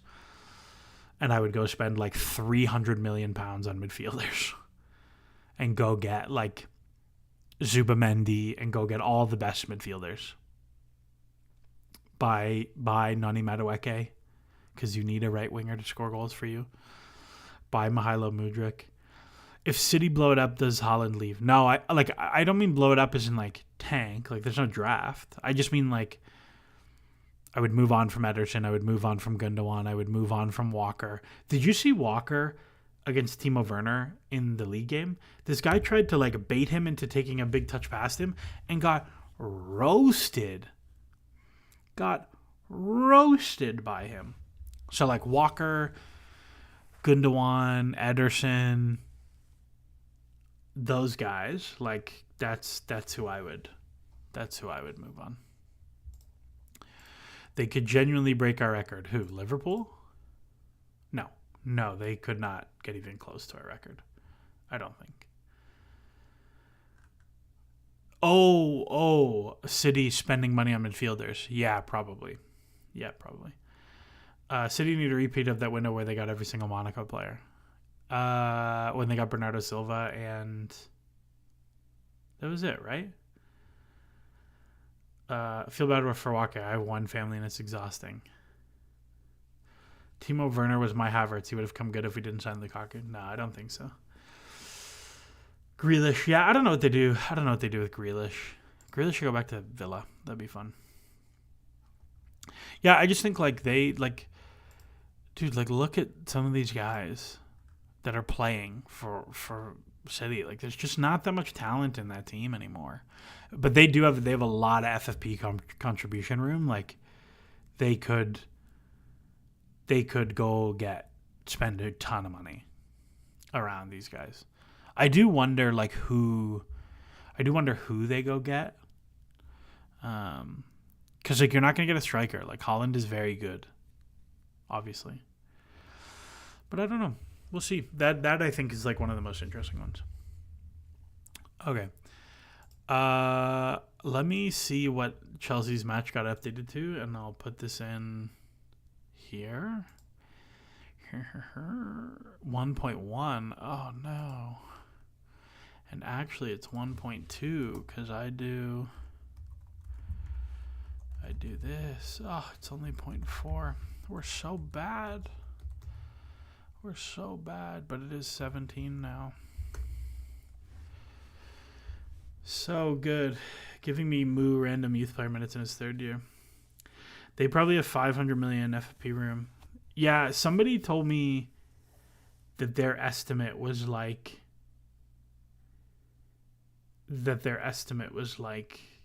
they could spend 250 million in January and be fine. Yeah, we'll see. Like if I were City, like I'd probably go get Leao. I'd probably go get Zubimendi. I would probably go get another midfielder after Zubimendi, one who can actually win the ball. I might call Chelsea about Enzo Fernandez, but I don't think that's going to happen now. That would be where I start and see from there. Thoughts on Rico Lewis? I like Rico Lewis. I think he's really good, and he's very smart. But he's also like very young and like not a winger. Like he's a fullback, maybe a 6. Play him at fullback.